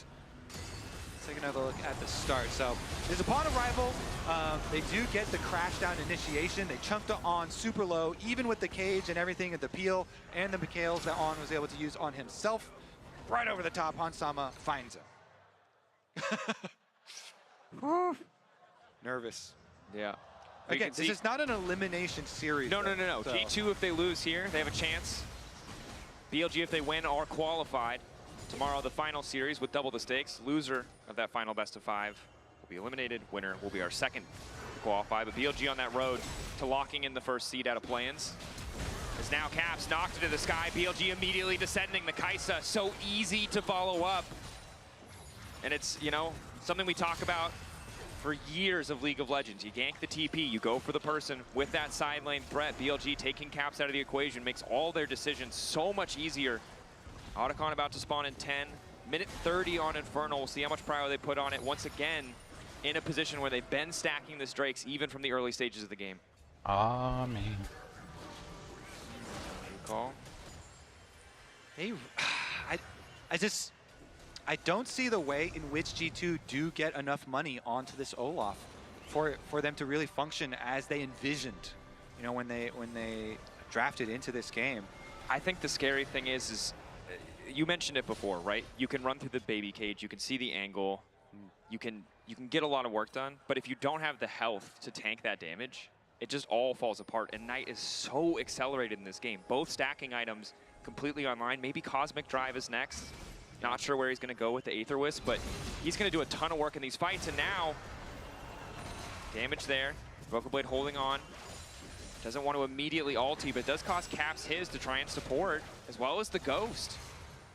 Yeah, Caps coming over to defend his teammate here, and everybody up by Otacon now. Look at Beishwan is going through mid lane. He showed himself on the tower. He's behind. Has he been caught out? Nice steadfast presence to block the immediate fall of Elk. Still here, on the way, and keep your eyes on that Rakan as Beishwan gets lower and lower. Just a little bit of healing coming into the Gleaming Quill will keep him alive. That flank was so deep, it went and showed by the secondary tower. Now he's chunked out for Dragon. Dragon is available. Beishwan has to recall. He gets scouted out. They can try and poke stop his recall. Dead Man's means a quick retreat. Every ulti except for Olaf's on the side of G2 unavailable. But with Beishuan out, there should be a Drake for G2, and this gives them a new lease on life. This buys them so much more time to get their items. Yeah. BLG still posturing. They love looking for these exit kills around objectives. But as long as G2 don't fumble, there's not a lot to look for here, and Caps able to find the stun on Elk means an easy cleanse. And remember, they too have stacking. They've got their Senna stacking up here for G2.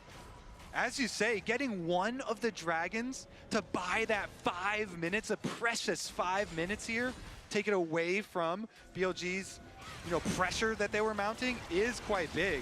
And that one was kind of given to them by Beishuan. 100%. Yeah, we can't beat around the bush. Beishuan was not expecting to be collapsed on so quickly. So credit to G2. The downside is they earned that tempo. They killed Beishuan. They spent it all getting that dragon. And it does mean that BLG are first on the setup for the Otacon. They didn't quite kill him. They gave him a whooping. Oh, yeah, you're right. You're right. They gave him a whooping and sent him back to base. That's the one. Killing him might have meant that Otacon didn't go down, but unfortunately they didn't quite finish the job. All right, well, Hansama on mid-wave. I mean, they do have Caps' ult to protect right now. Naka, Poppy in instantly. I don't think Caps' ult is enough. Hansama flashing, trying to run. A little bit extra healing as Beishuan continues to chase. But that's the flash down for Hansama. Big cooldown for the coming fights, because again, any piece of CC hits and Elk will just fly over the top and finish the job. Yeah, he was really far out there with not a lot of protection. So, and I think it's one of these things where, for BLG, they can play a little bit carelessly. They can make little mistakes because they're so far ahead and they're 2-0 up in the series. But G2 have to hold on to perfect levels of focus the entire time. And yeah, little things that you take for granted, like, am I 1 or 2 steps too far forward on the mid wave? In a game with this much pressure, it's easy to see how that can slip the mind of a player. Yeah, gonna have to be very careful with his positioning now, Hansama. Does have a bit of extra HP because he went for the Black Cleaver style build here. Also, of course, remember we are building towards the Olaf, so it's trying to shred armor for Olaf and Trundle. Okay, it's really bad news for G2 though, because Knight's going for not more damage. He doesn't need it. He's going for Shirelli. So yeah, that's even cooler. That's even cooler than the Deadman's option. Speed up the team. Those utility buys for Veigar are very popular. And again, I still really like when Deathcaps get into the build at least some point. Maybe I like when number big. Yeah. We're simple men. We want the number to be big. And it's pretty big right now. 236 extra AP, courtesy of that power, or passive. But I think the big thing here is you have Mikhails, you have the additional movement speed of the Shirelias. It is so hard for G2 to find a good fight ever. Broken Blade finding and staying on a priority target feels nearly impossible, even if he was at a normal, even gold metric. Okay, this time it's BLG with the 4-1 split push, having been on top side. Caps is kind of hovering there with Twisted Fate ultimate ready, so this jungle fight. They weren't ready, they didn't know the ward was there. The instant follow-up coming over the wall from Elk. Skumon trying to retreat as best he can. Beishuan on a killing spree, and down goes Hansama. Great angle from on there. Prof doesn't make it over the wall! Yeah, he was toast no matter. He was toast no matter what. On sees this Senna, and you're like, you have no flash, buddy. You are in the wrong jungle. Takes him down. They're going for Bin though. Try and get a counter kill for G2. Skumon blast cone going back. Bin exhausted. The pillar trying to prevent the escape, but Knight is here. The cage goes down. Broken Blade using the ulti, wants to go face first into Knight, but Knight does a hell of a lot of damage. The Olaf! He's not powerful enough to survive. Too far behind. He doesn't have his completed item here. The second item, the Death's Dance, not available. He gets burned down before they could get their counter kill on the Bin, so that is going to be Baron. The teleport already out to the bottom side. G2 say, fine, that Baron is yours. Caps goes not for a little looking good rage push. Gotta get something. Just a bit of gold as Knight finds Skumon. BLG uncontested. They will get the Baron. See how much they can make of this Red Bull Baron power play. It feels like the writing is on the wall. G2. Yeah. They bet. I respect that they doubled down. Even when players were struggling, they brought out picks like the Olaf, but it has not paid off. Caps fishing for picks, though. Has the rapid fire cannon. But the minions are there to creep block. Make it that much harder for BLG. I spy a rod. That's half a death cap. That's part of a death cap right there. That is going to be some powerful magic. He's already got one hat. He needs two. A bigger one. Yeah, more. A more death-like one. Yeah. And I think for BLG, you expect them to do well in the play-in stage of a tournament. Yeah. But they're on the cusp of being undefeated. I mean, it's kind of crazy. We mentioned at the end of the first game, but this series in play-ins has 3 previous MSI champions in it. Yeah. Very star-studded lineup here with Knight, Bin, and Caps. And I think for G2, it feels like for the second day in a row, the story is how will they rally for their next match. It's a tough spot to be. 2 spots there for plans, a series tomorrow, and hope still as they hold on in this game 3. It's a long road to win this series, even to win this game or this next fight. Rapid fire cannon there for Caps. Can maybe fish for those picks, but Beishuan grabs third Drake completely uncontested. BLG pushing mid, pushing bot. Lockdown there. Cage laid out. Finn going for the stun. Ulti's onto Broken Blade. Broken Blade ultiing back. A little bit more shielding as Knight flashes away from the Olaf. Just refuses to give them even an inch. Skewmon will fall as well. BLG, the push back into the wall. Caps ready with the cleanse. Quick on the trigger. Gold card ready to go. Lock up there, but there's no one else from G2 available. 3 out of 5 dead. The GG's BLG in the chat. pushing. Could just look for the end here. They're probably gonna end here. Oh, they're doing that all right. I mean, Bin is already knocking down mid. They're going to tower dive past this inhibitor tower into the Nexus towers. On to Beishuan. Oh, the damage from Vigar. Vigar hitting hard. Beishuan, the rest of the team pushing in. Seems like they don't want to risk. They are going to back away, but BLG with a 12,000 gold lead, it's just a matter of time. I think BLG leaving no doubt this time around. No, and it more than anything feels like they want to savor the moment. Yeah, you go sit in your rubble of Take a your time. base. Give you a few more minutes of gameplay here in the upper bracket before we send you down. Medjai's, okay. Thanks, Gam. Hey, Medjai's Soul Stealer upgrade for Knight. He loves building Medjai's. Let's get it. He's like, you know what? We're gonna end this game before I get my death cap. So I want more stacks. Do that Medjai's upgrade, baby. See if LeBron will oblige him. Does manage to make it out. He's so fast. Elk's going in anyway. Good pillar to interrupt from Skewmon. Elk taking a lot of damage back. Gold card still hitting, but has the Seekers forced to use it. Beishuan off to the side. Skewmon looking to body block any skill shots that come through, and BLG looking to make their final push.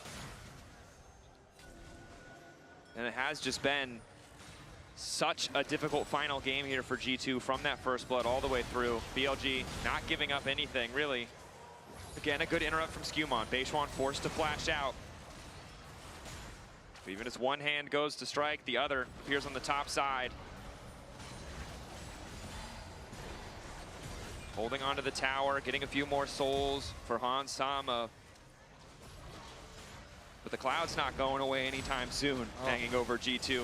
Dracos, these are the most painful ones, where you see your castle is just crumbling around you slowly, and there just are not any straightforward counter punches or opportunities for G2. You're praying for a mistake and a misstep. You are literally praying. Yeah. You are. And the thing is, BLG are a team that have made mistakes, but we saw them temper that aggression. Back, reset. They know they have to prove something on this tournament stage. Death cap is completed in addition now. BLG of the LPL and LCK representatives, I think universally the lowest rated. Right? A team that might even drop games to Western teams, or maybe drop a series. So many people were talking about. They're not happy with that level of expectation. They want to prove people wrong to rise back up. Definitely is big for BLG because the year has been rocky. Of course, it got a lot better when they made their jungle swap. Let's talk about the end of this game, though. Shirelia's popped. Knight zooming forward. Caps clearing the waves as best he can while BLG set their sights on the bottom side. It really is just for G2 about keeping those waves away from their towers. All this minions moving towards Hansama does mean that the rate at which he's stacking is accelerated by a decent amount. But again, 10,000 gold lead feels nigh insurmountable. 30 seconds to Baron. BLG looking to make it tutorial style. They're just stacking and stacking and stacking. Okay, Knight with blue buff with full build on his Veigar. Yeah, and if Who's G2 gonna walk up? I mean, the thing is, if you're red side, maybe you can steal a Baron, but I don't think you can get in the pit. I think you die. I think if you walk too far forward, your entire team just gets wiped. Yeah, I mean, even if Olaf walks up and he's got even the Senna behind him and he pops his ult, he's like, "Rah!" He runs straight into the Veigar. Like, even if we strap Knight will just look straight at his face. You get a baby carrier, you put a up. Braum in it, and you run face first. There's too strong, Kobe. There's not enough in the world of League of Legends to stop this. All right, well, you got to just continue to say, "Don't worry, boys, we're scaling." That's the mentality that you have to have in situations like this. And it's probably what's going on in the comms. At least you hope so, because the alternative is probably not a lot. Yeah, don't worry about the enemy scaling, but we are. Okay, teleports come here. Bin in the bottom river. He's going to go for it. On the side. Bin looking for the flank. Baby Cage laid down a little bit earlier on, finding a nice engage. G2 trying to hold the line. Caps moving into the back line to try and take out Knight, but it might be too late. Broken Blade living for a little bit longer than expected, but Elk is just too damn strong. Hansama down. Broken Blade down. Knight godlike, and G2 about to be sent to the lower bracket. They certainly are. They're going to chase down Caps first as well. Base one's on the way to set up Knight for another one. Godlike wasn't enough for a player like Knight. He had to go legendary. Bin continues the push. Skumon does what he can. It's a last desperate hold to clear the way, but it will not be enough. Bin unafraid of towers, certainly unafraid of Trundle. Willing to give up a GA just to go for another kill as BLG, from start to finish, the better team on the day. They have been dominant every stage of play-ins. And as the inhibitor respawns, G2 are praying that is the miracle. It's a cruel joke. It goes on longer. Hansama not enough. BLG move on to the main stage. GG's. Woo! All right, that one was brutal. That was brutal. That was a straight slaughter. From level one. Straight from level one. They're like, you know what? All right, we see you with that, Olaf. And the tournament is ruthless. It's not the old Worlds format where maybe a few days. G2 have to wake up tomorrow and play again. Yeah, get back to work. Get back to work immediately for this BLG team. And for BLG, it has been an inconsistent year, a rocky year, but it's been a pretty, inconsistent moments, but the scoreline looking pretty damn consistent here in play. This series was all them. Of course, reminder, that is BLG qualifying, and G2 moving to the lower bracket. They will play against GAM tomorrow. Frustration on their faces. Maybe lessons that they can take, transfer through, but it's been a hard road from G2 thus far. But again, because they're able to beat Furia, because they're able to rally in that Game 5 yesterday, they get an extra chance. They get an extra shot to face GAM tomorrow. Yeah, and now we get to see, G2 beat Furia 3-2, GAM as well. So now the final matchup here, and that one is an elimination match. Tomorrow is going to have a lot riding on it. It's a ton of pressure, especially on a G2 lineup where you have a jungler who hasn't played on the international stage thus far, right? He's played 2 best of 5s already, a lot more experience than most people can hope for in an elimination match. But again, need to rally as we take a look at the post-game break. I think they're done. So let's run some half sword.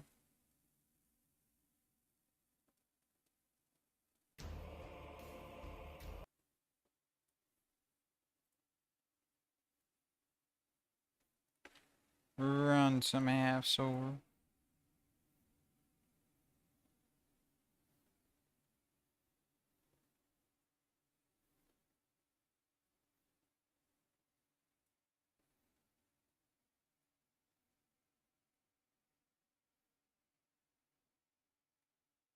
Edit my title real quick.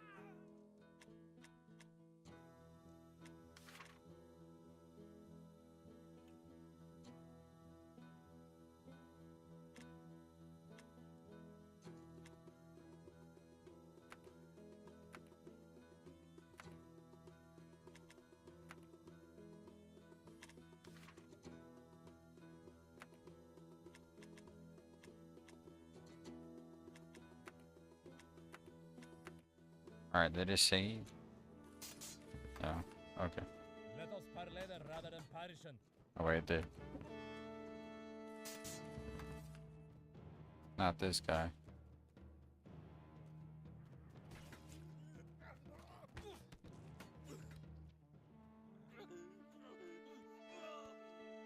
Okay. Commoner. Okay, we're commoner. Let's see.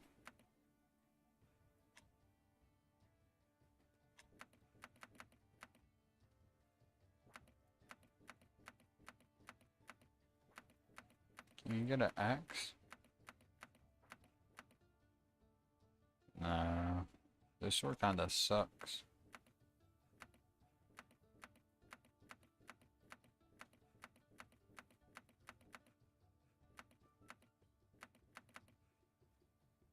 Alright. We'll run it, we'll run it.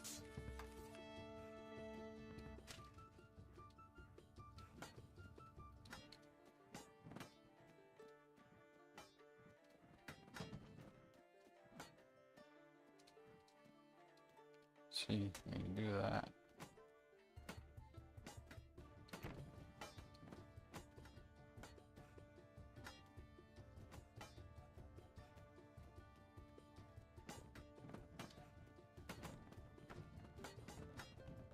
Alright. Spoilant. Forgot how you pick up stuff. Oh! Brother, leave me alone. I'm about to box him.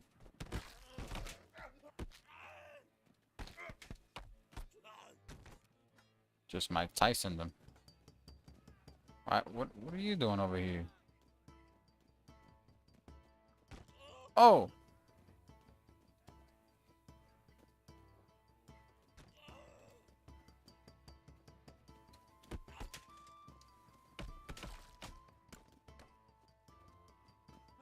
Wait, he got back up?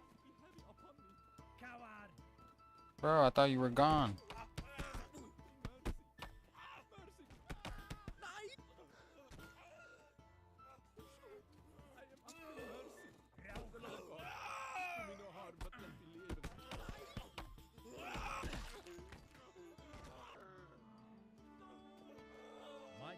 Okay, okay.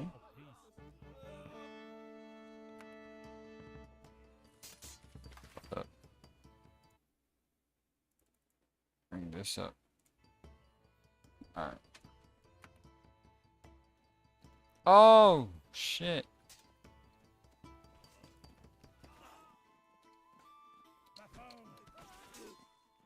Oh, he got my leg. Got him in the head, but he got my leg.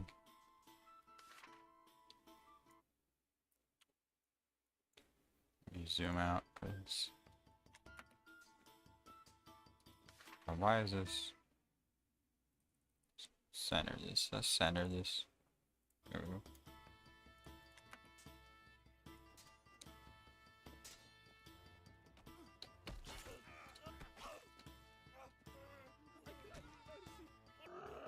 Let's go. Single combat.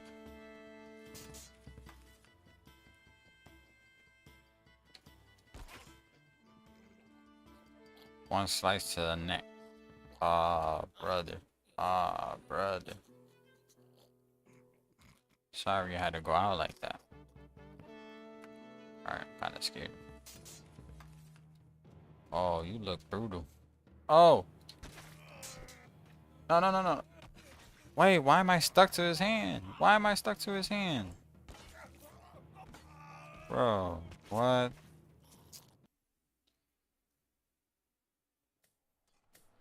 Did you see that? I was just stuck to his hand. What kind of shit?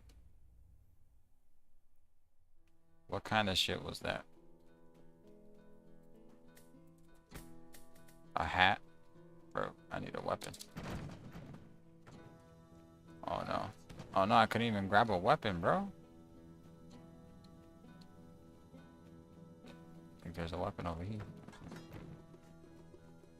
Gotta use a hammer. No way.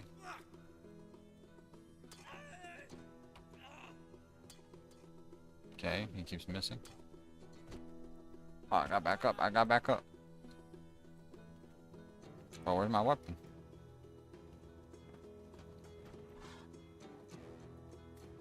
We gotta get him to swing and then. Come on, swing, bro. He missed. Bro, aim for the head. Why is it not locked? Why is it not locked on him?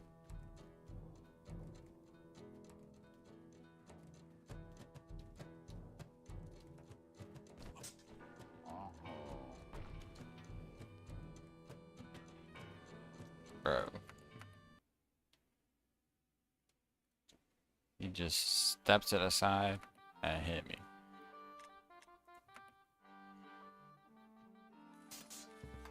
Speaking we of terms, not of swears. Alright, carnage.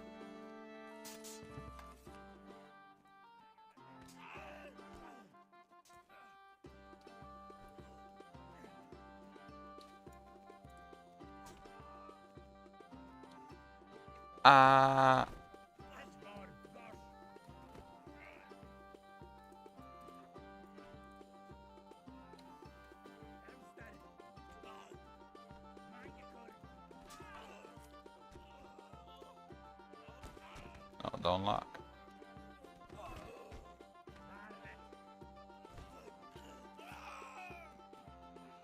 Gonna stab this guy.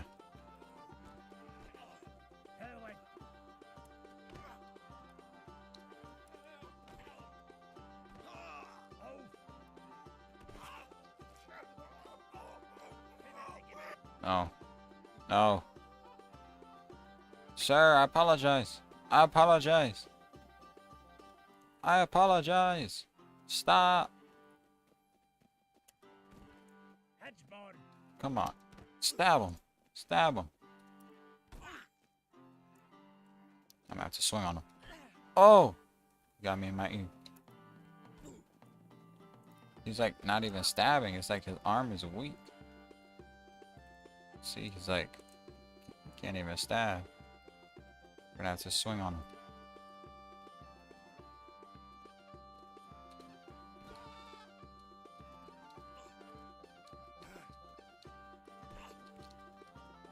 But dude, like, there we go.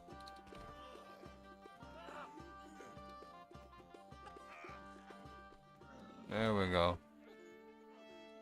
Feels like you're just slapping him. Alright, fist play, fist play. We already know what to do. We gotta hit him with the right hook. Oh.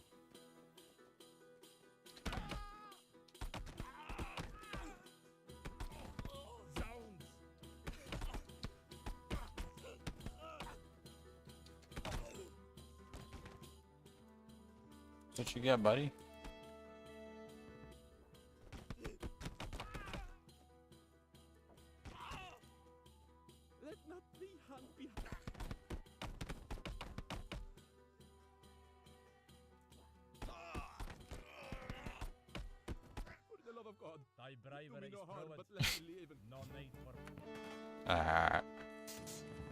I believe. You know what we gotta do? Grab the knife, right?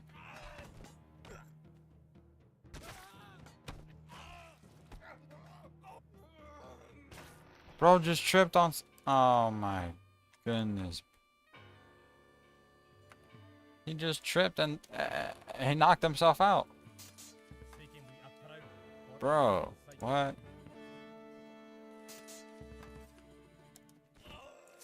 Clean stab. Clean stab. Oh, he's a goner.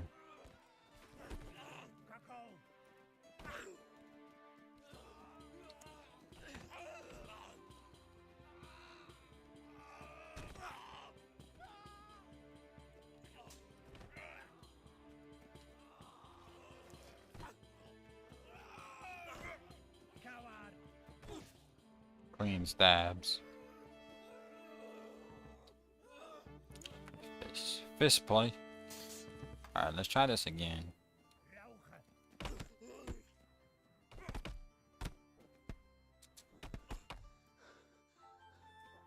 How did he not get knocked out? Look at that. Look at it. Look at him. Look how bad he's hurt.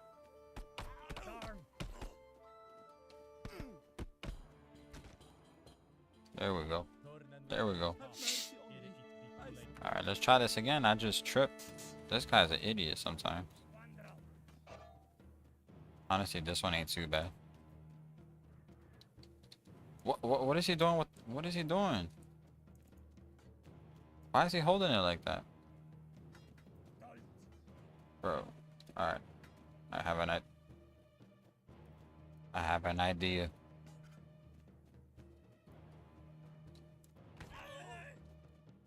I have an idea. Is it gonna work? I'm gonna go for the clean stab in the chest.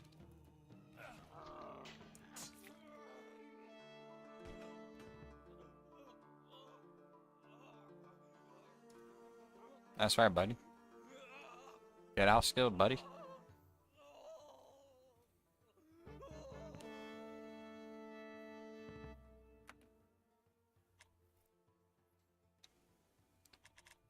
We're moving up in this world.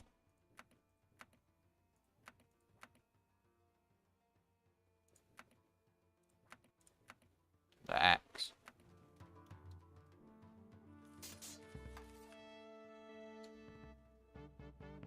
Carnage. What? Oh. Alright. Clean head.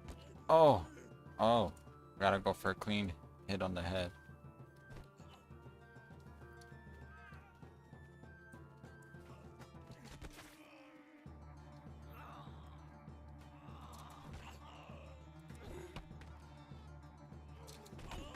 Oh!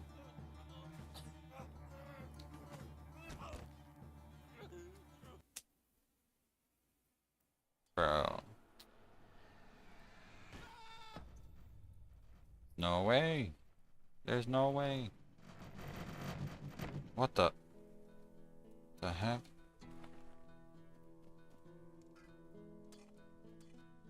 You gotta get a clean swipe on the first guy we see.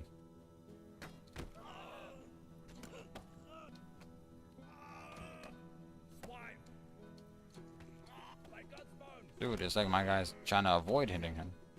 Bro, hit him.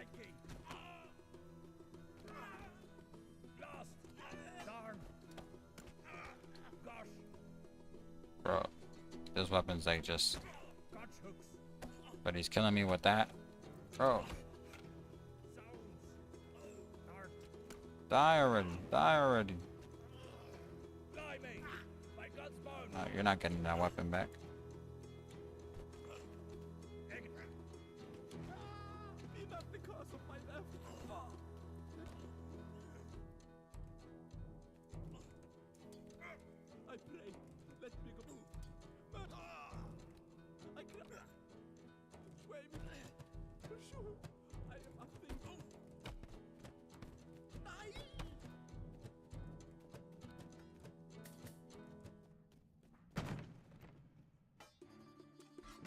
Oh, this is better.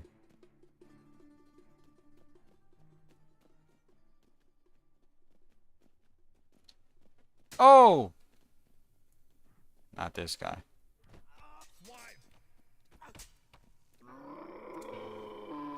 He didn't even swing at me. I don't get this game sometimes. He wasn't even hitting me. And I just suddenly died. Bro. We seek no quarrel with thee, nigh the kin.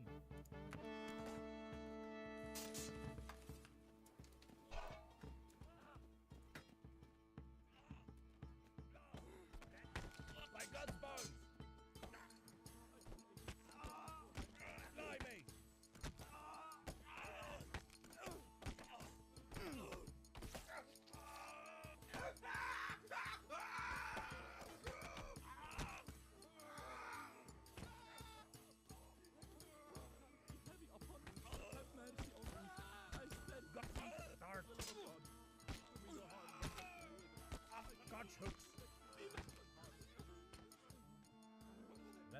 There we go.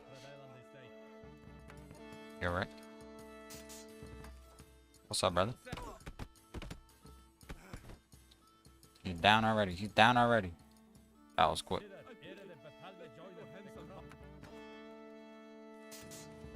Oh, not this guy again.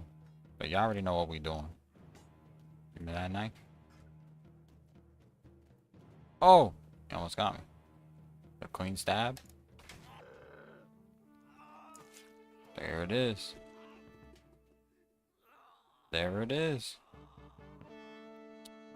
Hasn't. Moving up again. And we got the axe.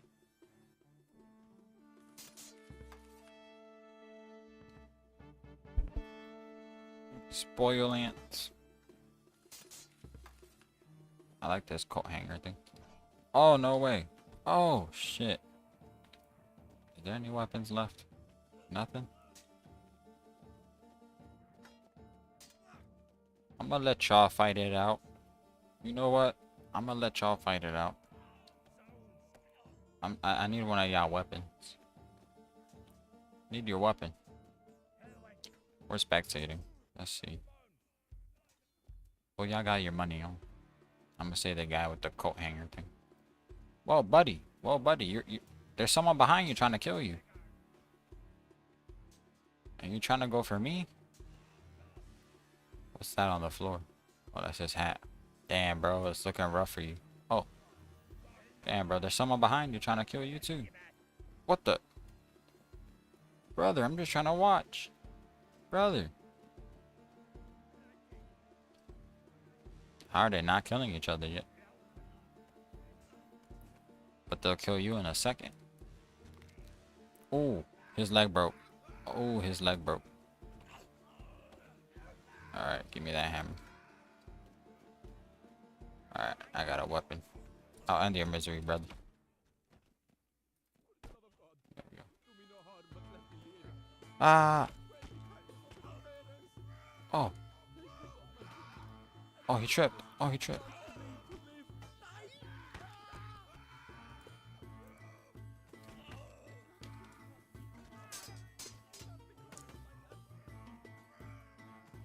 How'd he get up?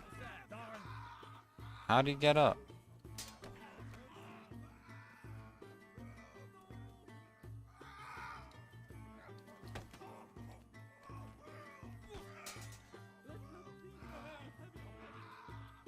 How is he still up?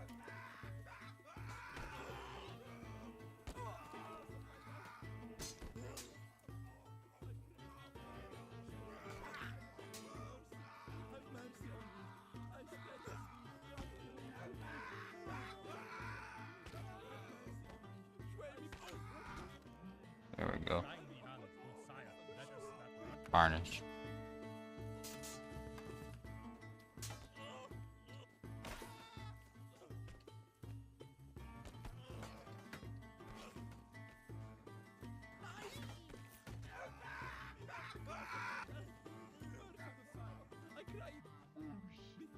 There we go. What you said, bro?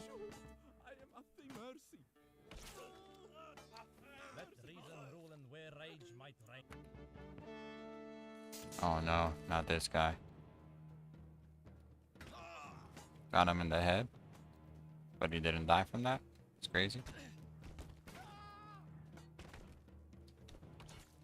Nice. Commoner. Okay, okay, okay. We're moving up. We're moving up. Let's get that big sword. Have the longer reach. Carnage. Can you stab with this sword? Oh, you can. Oh! Stabbed him. It's me and you, buddy. Stab! That stab go crazy.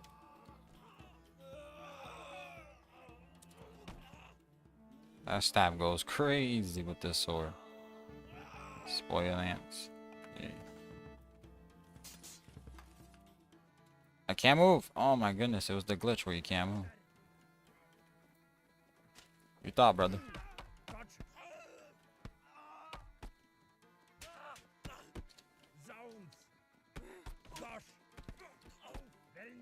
Why is my guy like crouching, bro? Why was he like crouching?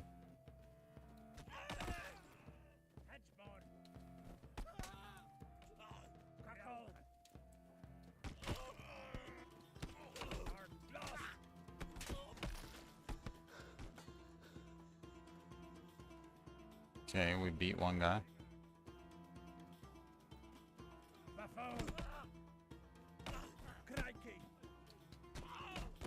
We got him in the corner.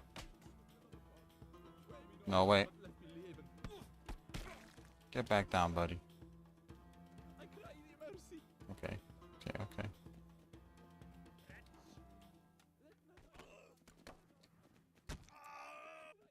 Nah.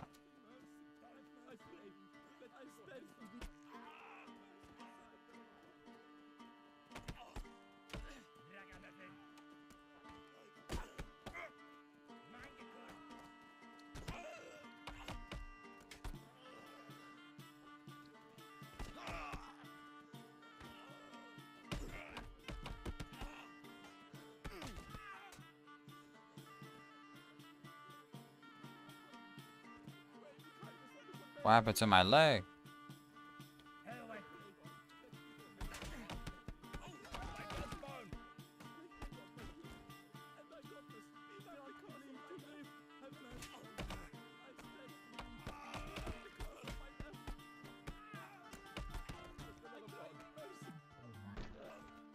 Let's go.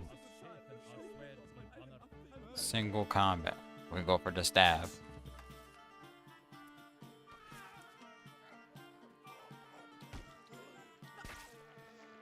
Damn. Right, we go for the stab, right?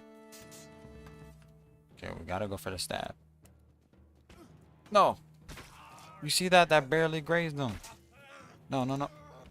No, no, no. Give up, give up. Oh my god, man. That went like right here. Barely missed his neck. That's crazy.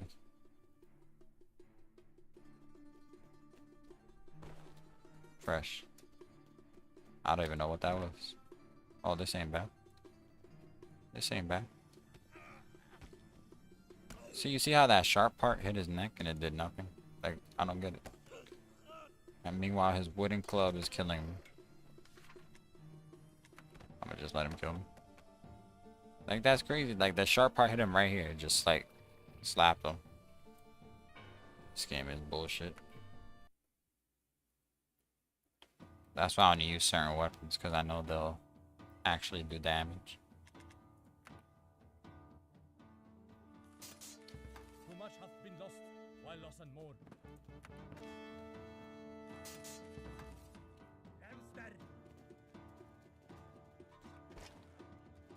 Fine, I'm Mike Tyson. Bro. Bro.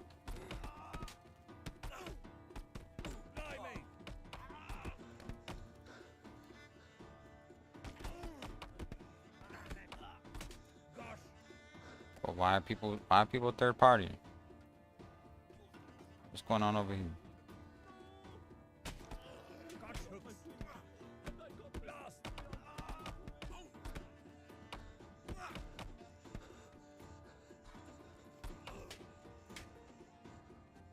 Is that a helmet? Take a helmet.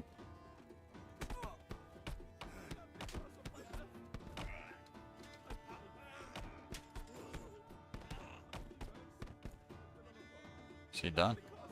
He done.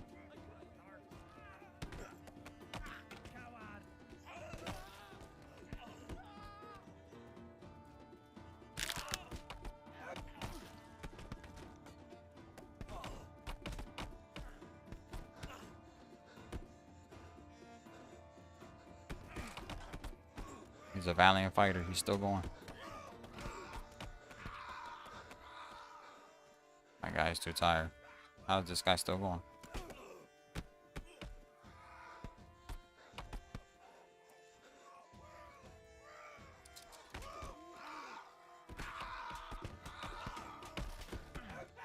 How many punches are you gonna take?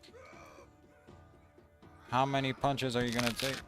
Oh, there we go. He broke his leg.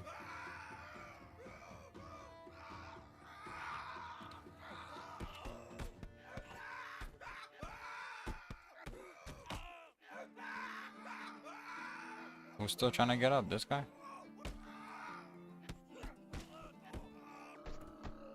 There we go.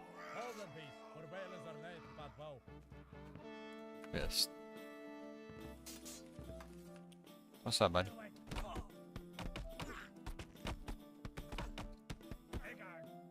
Bro, brother. Brother, I just hit you in your face, brother.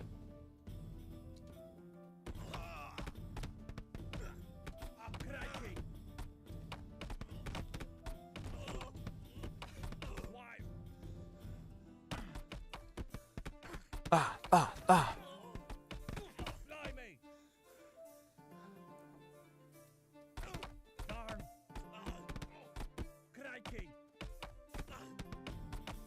Has he even hit me in my face? Meanwhile, his face is all messed up. He's still standing.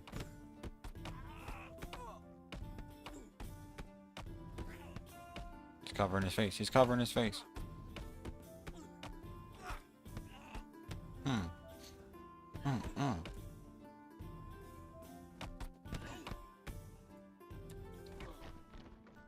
Hit him with the kick.